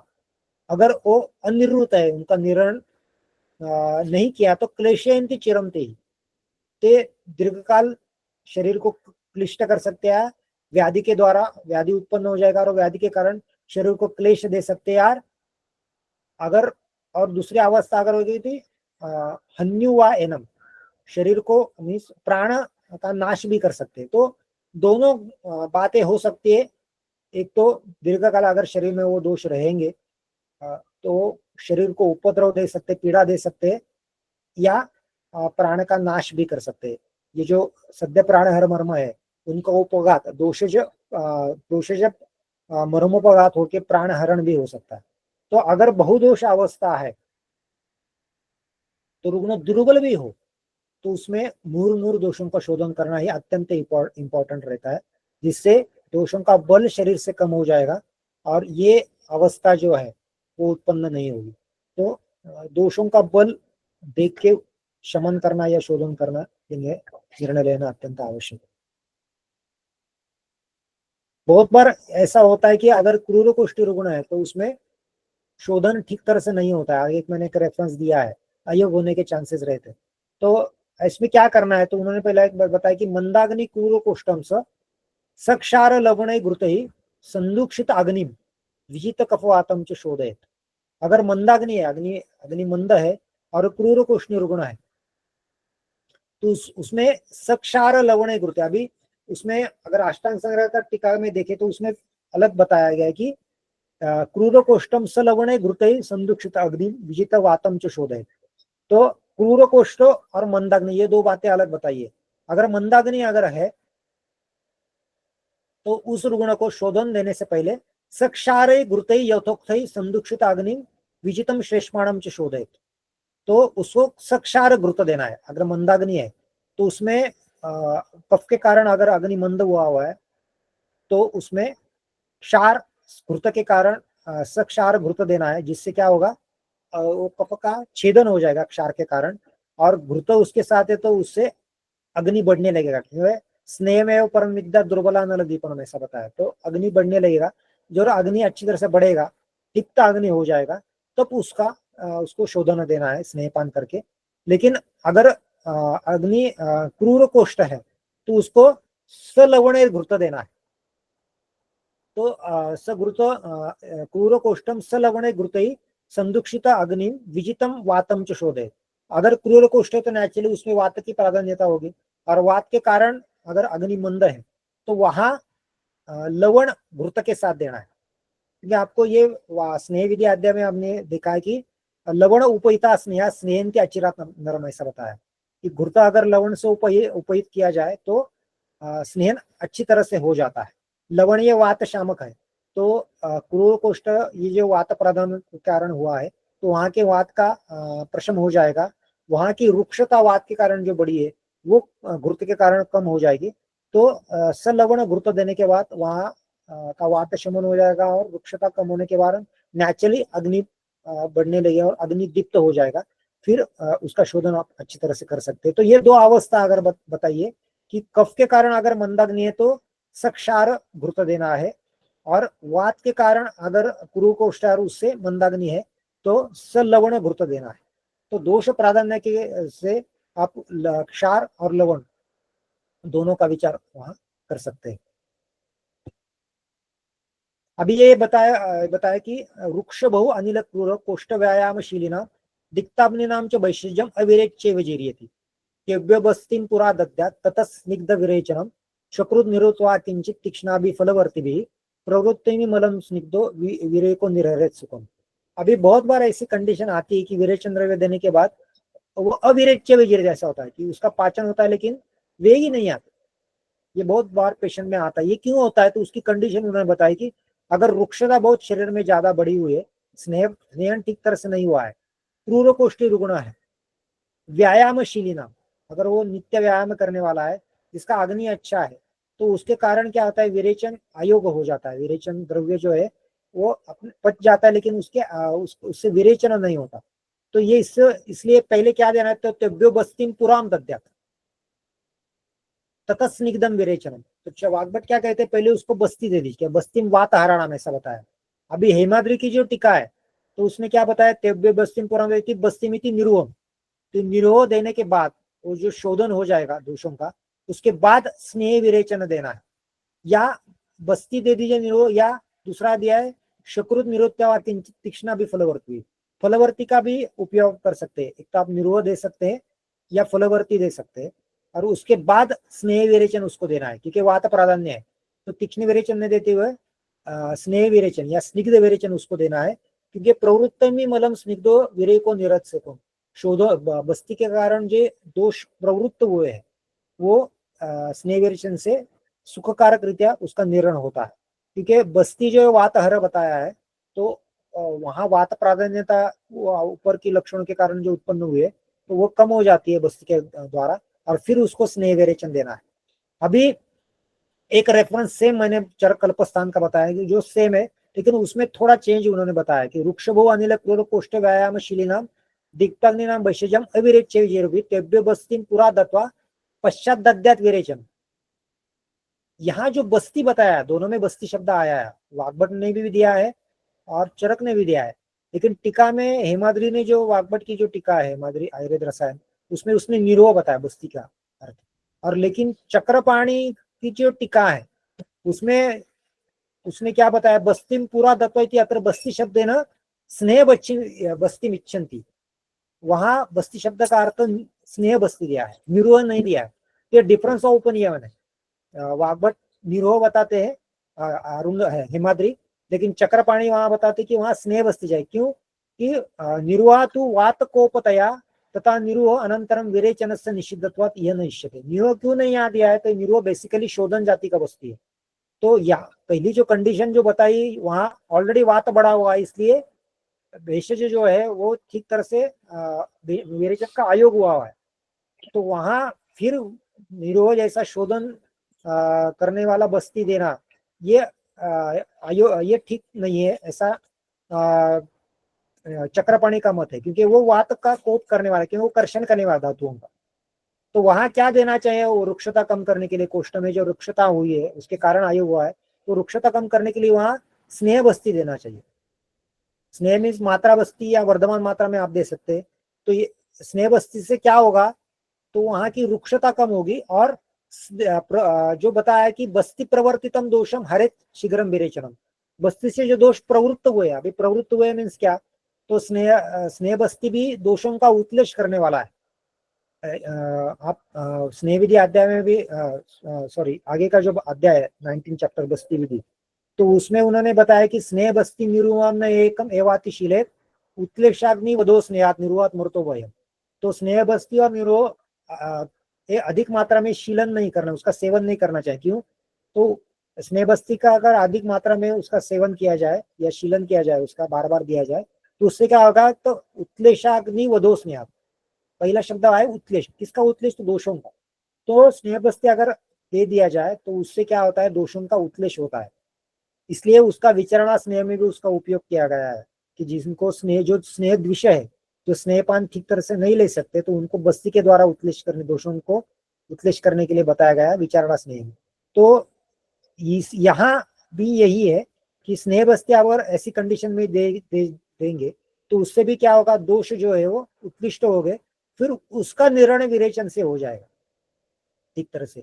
तो अगर ऐसी कंडीशन है कि जहाँ वृक्षता बढ़ी हुई है, क्रूर कुष्ठी रुग्ण है, और उसमें अगर विरेचन का आयोग हुआ है, तो पहले उसको स्नेह बस्ती दे दीजिए, और स्नेह बस्ती देने के बाद फिर उसको जो यौगिक विरेचन है, स्नेह विरेचन, आप उसको वहां दे सकते हैं। तो जो चक्र पाणी का मत जो मुझे लगता है ज्यादा अप्रोप्रिएट है निरोह बस्ती देने से बजाय। तो ये दो रेफरेंसेस कॉमन, जो समान है दोनों में, लेकिन मत जो है हेमाद्री का और अरुण अरुण हिस्सा चक्रपाणी का, वो अलग अलग इसके बारे में बताया गया है। तो ऐसी कंडीशन में अगर विरेचन का आयोग होता है तो पहले उसको बस्ती देना है और फिर बाद में उसको विरेचन देना है, ये ध्यान में रखिए।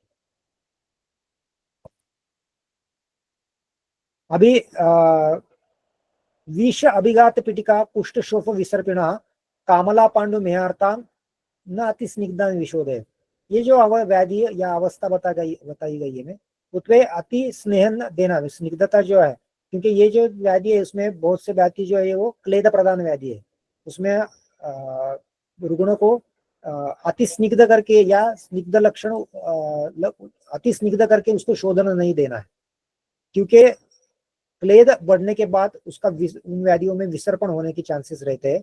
तो ऐसे अवस्थाओं में स्निग्ध लक्षण पूरे तरह से मिले हुए ऐसे देख के तुरंत उसको शोधन के लिए आप प्रस्तुत कर सकते हैं। इसलिए क्लेद, इसमें भी आप स्नेहपान के लिए भी द्रव्य देखेंगे तो उसमें भी पिप्पली या गुग्गुल या त्रिफला जैसे जो क्लेद कम करने वाले द्रव्य है, उनसे स्नेह भावित करके ही वहाँ स्नेहपान देने का बताया गया। तो इसमें ये ध्यान रखने की आवश्यकता रहती है कि ये सब क्लेद प्रधान व्याधि या संचय प्रधान व्याधि है, तो उसमें स्नेहन देते वक्त काफी ध्यान रख के स्नेहन उनको देना है। अगर स्निग्धता अधिक अच्छी तरह से उत्पन्न हुई है तो उसमें आप वृक्ष विरेचन दे सकते हैं, इसलिए वृक्षस्तु स्नेह भाविता ने ऐसा बताया है।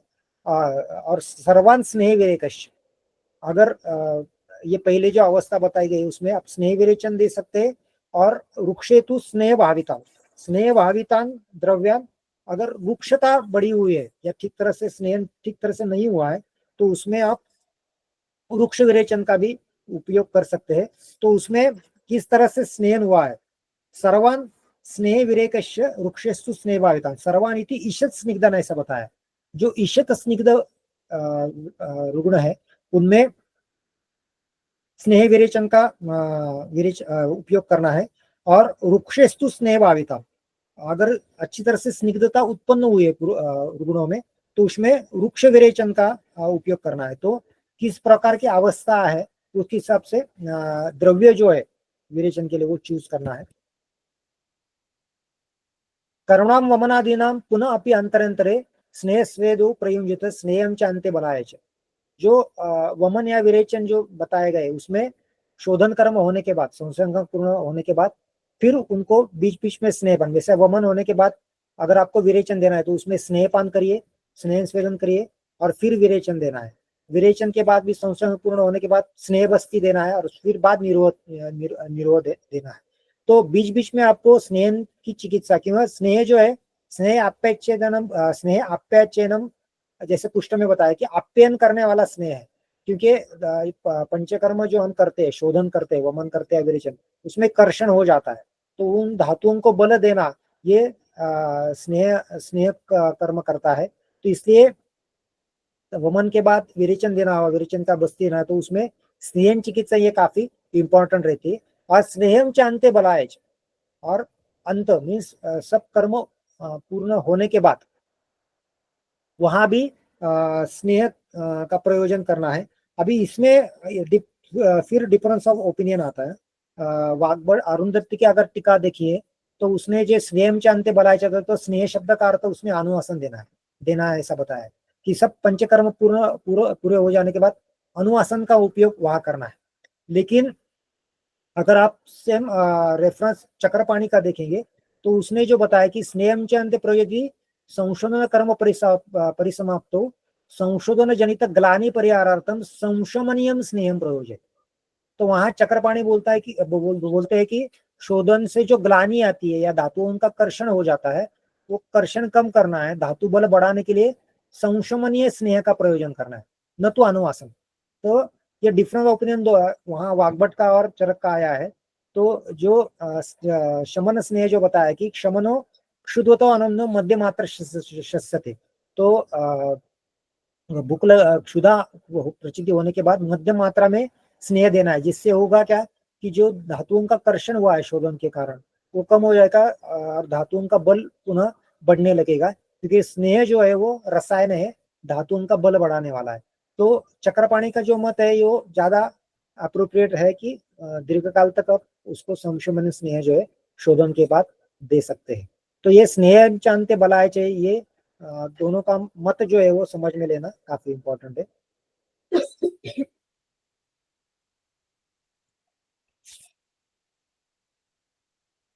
अभी आगे जो बताया कि ये शोधन का इंपॉर्टेंस बताया कि मूलो की देहात उत्क्लेश दीयते वाससो यथा स्नेह स्वेदे तत्क्लिष्टा शोध्यते शोधन निर्मला।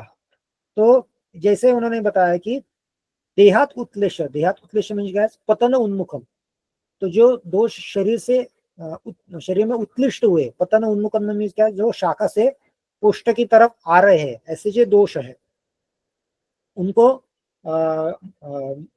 शोधन ही शोध्य थे, शोधन के द्वारा उनका शोधन करना है।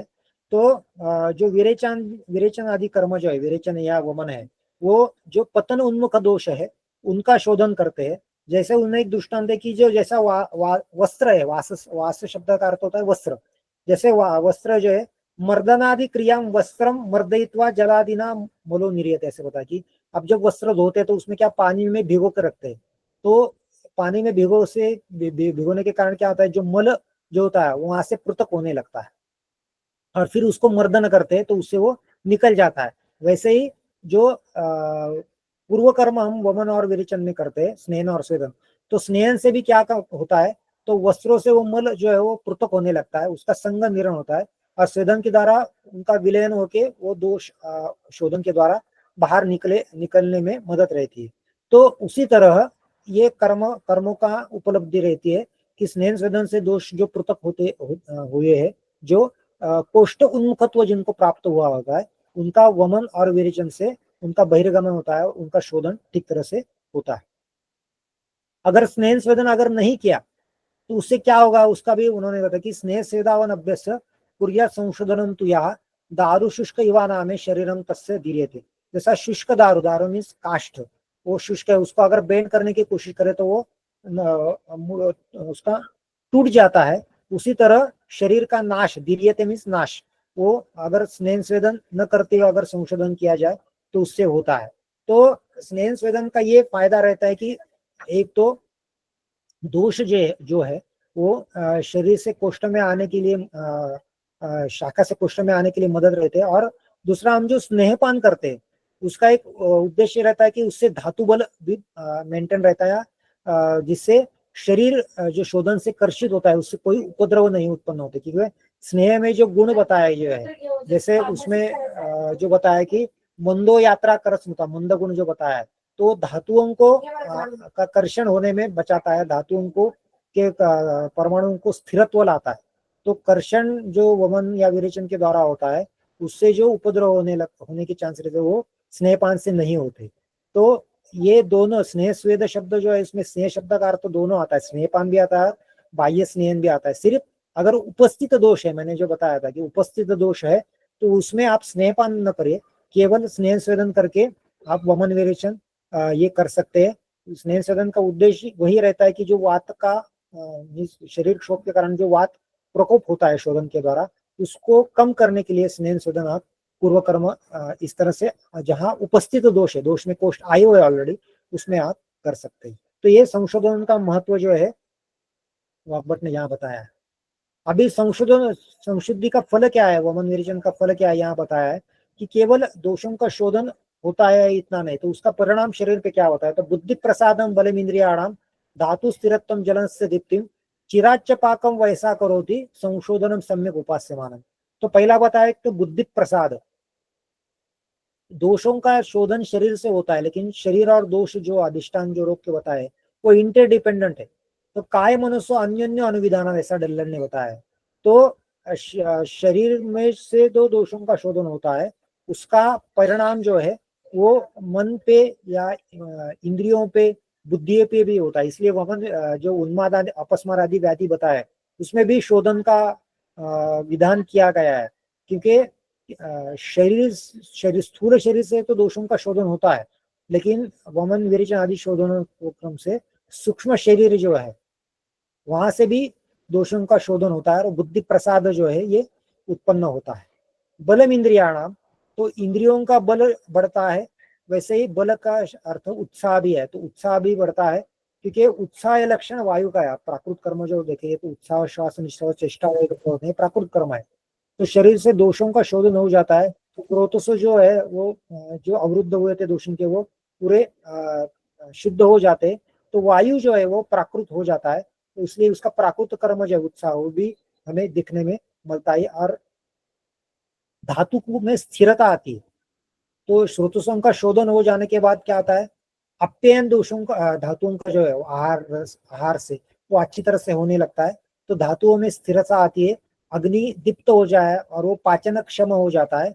और चिराच्च पाकम वयसा करते, वय स्थापन ये कर्म भी शोधन के कारण होता है, क्योंकि स्रोतस अग्नि अच्छा हो जाता है, स्रोतों से जो है वो विशुद्ध हो जाते, तो रस का आयन अच्छी तरह से होता है, धातुओं का पोषण वहां ठीक तरह से होता है। कि यहाँ और यहाँ अग्नि दीप्ति जो बताया केवल जठराग्नि दीप्ति नहीं है, उससे धात्वाग्नि दीप्ति भी अच्छी तरह से होती है, क्योंकि जठराग्नि के अंश ही धात्वाग्नि है। तो अगर जठराग्नि दीप्त होता है तो धातुओं की भी धात्वाग्नि की भी दीप्ति होती है, तो धातुओं का जो सूक्ष्म पचन जिसको कहते हैं तो वो भी अच्छी तरह से होता है। तो स्थिर धातु जो है या धातुओं की निर्मित अच्छी तरह से होती है, तो इससे वय स्थापन भी अच्छी तरह से होता है। इसलिए संशोधन अगर अच्छी तरह से हुआ है तो ये सब बातें आपको वहाँ शरीर में देखने में मिलती है, वो व्यक्ति में देखने में मिलती है। अभी उसमें जो बताया है कि बुद्धि प्रसाद बल इंद्रिय और उत्साह ये तादात्विक फल है। तादात्विक में क्या शोधन के बाद ये आपको तुरंत देखने में मिलने लगते हैं, लेकिन अग्निदीप्ति जो है वो संशोधन क्रम के बाद आपको अच्छी तरह से मिलने लगती है। और वय स्थापन और जो है वो भी आपको ये अत्यंतिक फल है, कुछ काल के बाद आपको ये वय स्थापन जैसी लक्षण मिलने लगते। तो कुछ जो है वो तादात्विक फल देने वाले हैं और तादात्विक फल है, और कुछ है तो अत्यंतिक फल है। तो ये शोधन का महत्व ये काफी इंपॉर्टेंट, इसलिए रसायन रसायन चिकित्सा से पहले भी शोधन का प्रावधान किया गया है, कि जिससे वो दोष, इसलिए आप चरक चिकित्सा फर्स्ट अध्याय देखेंगे तो वहाँ एक हरितक्यादि योग करके आया है कि जो लोग स्वस्थ है उनको अगर रसायन लेना है तो वो हरितिकिंग नाम से चूर्णानि सेंदावाम के लिए बिडम वच्चा बिडंगर्जनि पिप्पली विश्वेशजम पिबेत उष्णांबुना जंतु स्नेह स्वेदोपादिताः तेन शुद्धि शरीर आय कृत संसर्जनाय च त्रिरात्रम यावकम दद्या पंचाम वापी सर्पिशा सप्ताह व पूर्ण से यावत शुद्धेस्तु सर्पिशा से है कि जब तक मल शुद्धि नहीं होती तब तक वो देना है। अगर मल शुद्धि हो जाए तो इसका मतलब है अग्नि अच्छा हुआ है, उत्सर्जन क्रिया भी अच्छी हुई है, तो उसके बाद उसको रसायन प्रयुक्त यौकम यस्यत भवेत बताया है। तो शोधन का महत्व बहुत अच्छा है। जो लोग व्याधिग्रस्त है उनको भी आप शोधन देने के बाद जिस धातुओं का बल कम हुआ है उसके हिसाब से आप रसायन चिकित्सा का उपयोग कर सकते हैं और उस धातु का सौष्ठव निर्माण कर सकते हैं। जो रुग्ण स्वस्थ है उनको ऋतु अनुसार शोधन देने के बाद उनको जो नित्य रसायन जैसे है, या जैसे क्षीरघृत रसायन नाम बताया है, तो ये ऐसे क्षीरघृत का रसायन की तरफ का उपयोग कर सकते हैं, तो इससे ये वही स्थापन जो है अच्छी तरह से उत्पन्न हो सकता है। तो इस तरह से हमने ये अध्याय अच्छी की समाप्ति की है। इसमें अगर आपको कुछ शंका हो तो जरूर आप यहाँ पूछ सकते हैं।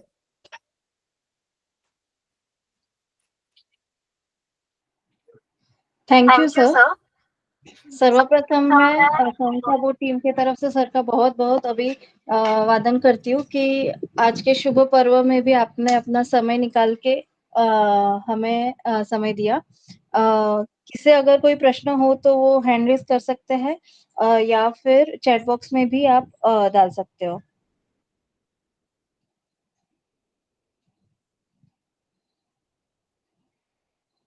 सर सर्वप्रथम मैं शुरुआत करती हूँ। प्रश्न था एक कि जब भी हम कोई ग्रंथों में वमन या विरेचन के लिए भिन्न भिन्न योग बताए हैं, तो जब हमें कोई नया योग ट्राई करना हो, नया इन द सेंस कि हमने जो कभी यूज ना किया हो, और अगर वो अवस्था फिट बैठे और हमें वो करना हो, तो उसकी मात्रा जैसे हम मृदु, मध्यम और तीक्ष्ण कोष्ठक के अनुसार डिसाइड करते हैं। लेकिन अगर वो द्रव्य कितना वीर्यवान है, मतलब अभी द्रव्य पूरा ही एज अ कॉम्प्लेक्स जब हम सोचते हैं, तो वो एक एक द्रव्य की सोच के हम नहीं दे सकते। तो जब उस समय में हम मात्रा कैसे डिसाइड करेंगे, कोई नया कल्प विरेचन के लिए यूज करना हो तब?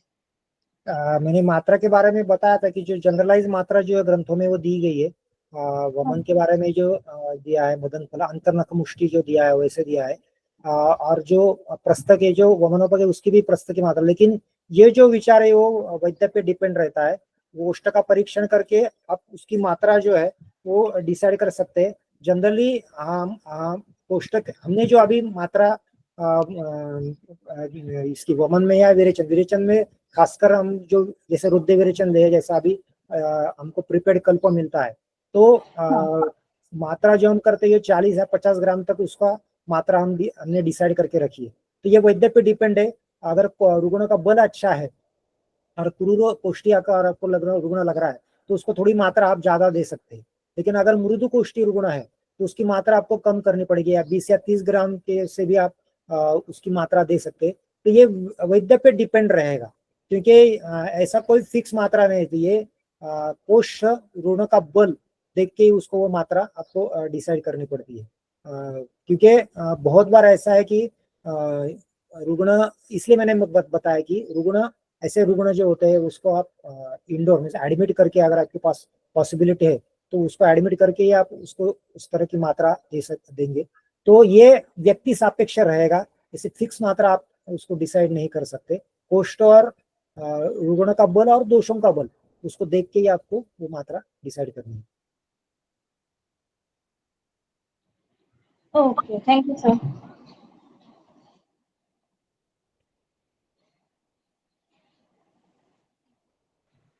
हेलो हाँ सर, विरेचन के पूर्व आपने जो नींबू पानी का बोला है, हाँ, उसके बारे में थोड़ा। एक्चुअली ये ग्रंथ ये मैं फलम अम्लोष्णोदकम ऐसा बताया है सुश्रुत सुश्रुत में। तो मैंने ये किया है कि क्योंकि मैंने जो बताया कि अम्ल रस जो है वो पित्त बढ़ाने वाला है, लेकिन वो कफ भी बढ़ाता है। और विरिच्यते मंद कफास्तु सम्यक ऐसा बताया कि मंद कफ अवस्था में विरेचन सम्यक होता है। तो अम्ल रस का ये दोष कम करने के लिए उसके साथ गर्म पानी दिया, कि गर्म पानी जो है वो पित्त तो बढ़ाता है लेकिन कफ का छेद करता है। तो अम्ल रस के कारण बढ़ा हुआ कफ जो है वो उससे संग न हो, इसलिए उसके साथ गर्म पानी हम देते हैं। जनरली जो वाग्भट में भी हम देखते हैं कि कहाँ दिन मानने से कफ उत्क्लेशक दत्त करे, जो पहला दिन होता है उसमें कफ का उत्क्लेश होने के लिए आहार देते हैं। लेकिन विरेचन में भी 3 दिन का गैप रहता है, तो 3 दिन के देने के बजाय हमने क्या किया है कि जो लास्ट डे रहता है विश्राम दिन, वहां उस दिन और सुबह जब पेशेंट विरेचन के लिए आता है उस टाइम उसको हम गर्म पानी में नींबू डालकर वो निचोड़ कर वो पानी गर्म पानी पी के फिर आने के लिए बोलते हैं। तो उससे होता है कि जब तक स्नेह सेवन हो जाता है तब तक वो दोष जो है वो वृद्धि हो जाती है, कोष्ठ में आने लगते हैं। पेशेंट को उदरता वगैरह होने लगता है, तो उसके तहत अगर हम विरेचक औषध दे देंगे तो 1-1.5 घंटे के बाद वो जो कोष्ठ में आया हुआ दोष जो है पित्त है वो जल्दी निकल जाता है, तो शोधन अच्छी तरह से होता है। इसलिए बाकी ग्रंथों में कफ अवृद्धि करे बताया है, चरक में मैंने जो बताया कफ अवृद्धि करे ऐसा बताया कि जो कफ न बढ़ाए ऐसा आहार देना चाहिए। क्या देना चाहिए ऐसा नहीं बताया, लेकिन सुश्रुत ने स्पेसिफिकली बताया, इसलिए हम उसका यूज करते हैं। कुछ लोग टोमेटो सूप भी देते हैं, लेकिन मैं जो देता हूँ वो मैंने आपको वो बताया। ओके सर, धन्यवाद। और सर वो वामन के लिए आपने बोला कि 1 के बदले 2 दिन का भी ये लिख सकते हैं, विराम लिख सकते हैं, तो उसमें फिर आहार विहार और बाकी कैसा रहेगा फिर अगर 2 दिन ही दे करते सकते हैं, हैं अगर तो? लक्षण अच्छी तरह से मिल रहे हैं आपको तो उत्कृष्ट का आहार हम दे सकते हैं। 2 दिन भी दिया तो कोई दिक्कत नहीं, क्योंकि हम दोषों को बाहर ही निकालने वाले हैं। तो उत्कृष्ट दोष जितने अच्छे रहेंगे उतने वो अच्छी तरह से वमन के द्वारा बाहर निकल सकते हैं। तो अगर 2 दिन का आप विश्राम दे रहे हैं तो 2 दिन आप उत्कृष्ट का आहार दे दीजिए और तीसरे दिन आपको उसको वमन दे सकते हैं, कोई प्रॉब्लम नहीं। ओके सर, थैंक यू, बहुत अच्छा सेशन, थैंक यू सर। और विरेचन का जो द्रव्य है वो आप जो कहते हैं वैसे सुबह सुबह जल्दी लेके हम 9-9:30 बजे के बाद दे तो अच्छा उसका इफेक्ट आएगा। जी, तो श्लेष्म काल गते ज्ञात्वा कोष्ठम सम्यक विरेचत ऐसा है ना, तो श्लेष्म काल जाने के बाद मीन्स कफ नेचुरली जो काल के अनुकूलत्व से जो बड़ा हुआ था वो कम होने लगता है, जिससे संग होने के चांसेस कम रहते हैं। इसलिए हम 9 बजे या 9:15 बजे विरेचन औषध देते, और जब तक वो डाइजेस्ट हो तब तक 1-1.5 घंटे के बाद वो अच्छी तरह से संग भी कम हो जाए, कफ जो है वो कम होने लगता है, तो संग नहीं होता कफ का, और जिसके कारण विरेचन अच्छा होने में मदद रहती है। इसलिए जो सुबह देते हैं वगैरह वो भी 6 बजे कुछ लोग विरेचन औषध देते, वो हम नहीं देते, क्योंकि ग्रंथों में जो बताया उसके हिसाब से ये देना आइडियल है। इसलिए पेशेंट को हम एडमिट करके ही विरेचन औषध देते हैं। Okay sir.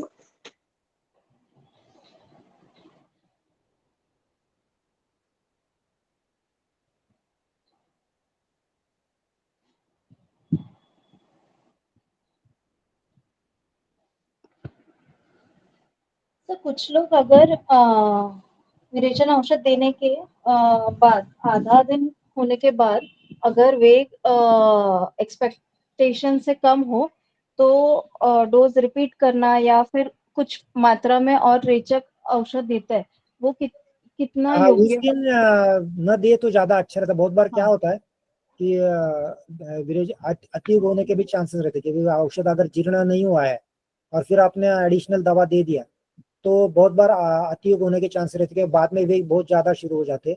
तो आप वेट एंड वॉच करिए, अगर उस दिन विरेचन नहीं हुआ तो उस दिन उसको लघुवाशन देके दूसरे दिन फिर स्नेह शोधन करके मात्रा थोड़ी ज्यादा आपने दी तो फिर वो विरेचन होने के चांसेस रहते हैं।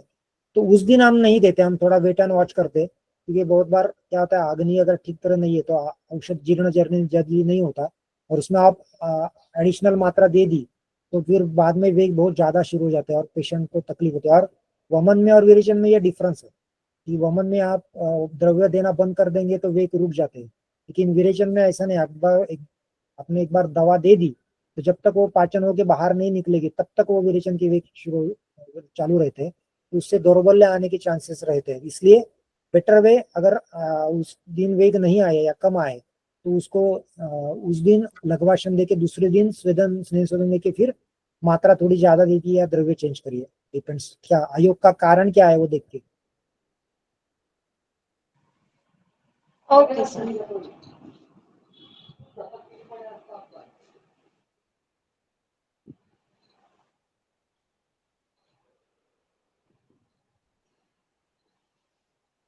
ठीक है, अगर कोई और प्रश्न ना हो तो हम सेशन समाप्त कर सकते हैं।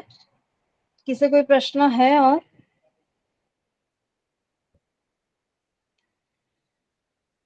एक मात्रा के बारे में उन्होंने बताया था, एक्चुअली एक पेशेंट की केस हुई थी हमारे दोस्त के कि मात्रा अगर ज्यादा दी तो क्या हो सकता है, तो रुद्धि विरेचन ले ही उन्होंने लिया था, लेकिन 60 ग्राम में दिया था उसको, शायद अग्नि अच्छा नहीं हुआ रुग्ण का, तो उसको विरेचन के वेग तो शुरू हुआ है लेकिन उसको बाद में बहुत हिदमा शुरू हो गया, और वो दवा देने के बाद भी हिदमा कम नहीं हो रहा था, बाद में उसको छर्दन हो गया, और वो जो अजीर्ण हुआ था औषध का वो औषध बाहर निकला वमन के द्वारा और फिर उसके वेग कम हो गए। तो अग्नि और रुग्ण का बल, दोषों का बल, कोष्ठ देख के औषध की मात्रा डिसाइड करना ये काफी इम्पोर्टेंट रहता है, क्योंकि ऐसे उपद्रव भी उसमें हो सकते हैं। तो मात्रा का जो है कोई फिक्स नहीं है, उसको व्यक्ति सापेक्ष आपको अनुभव से वो डिसाइड करनी पड़ती है।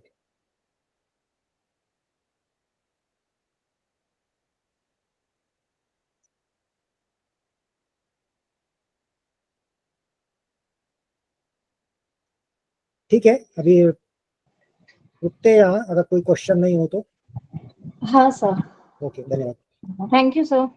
Thank you sir.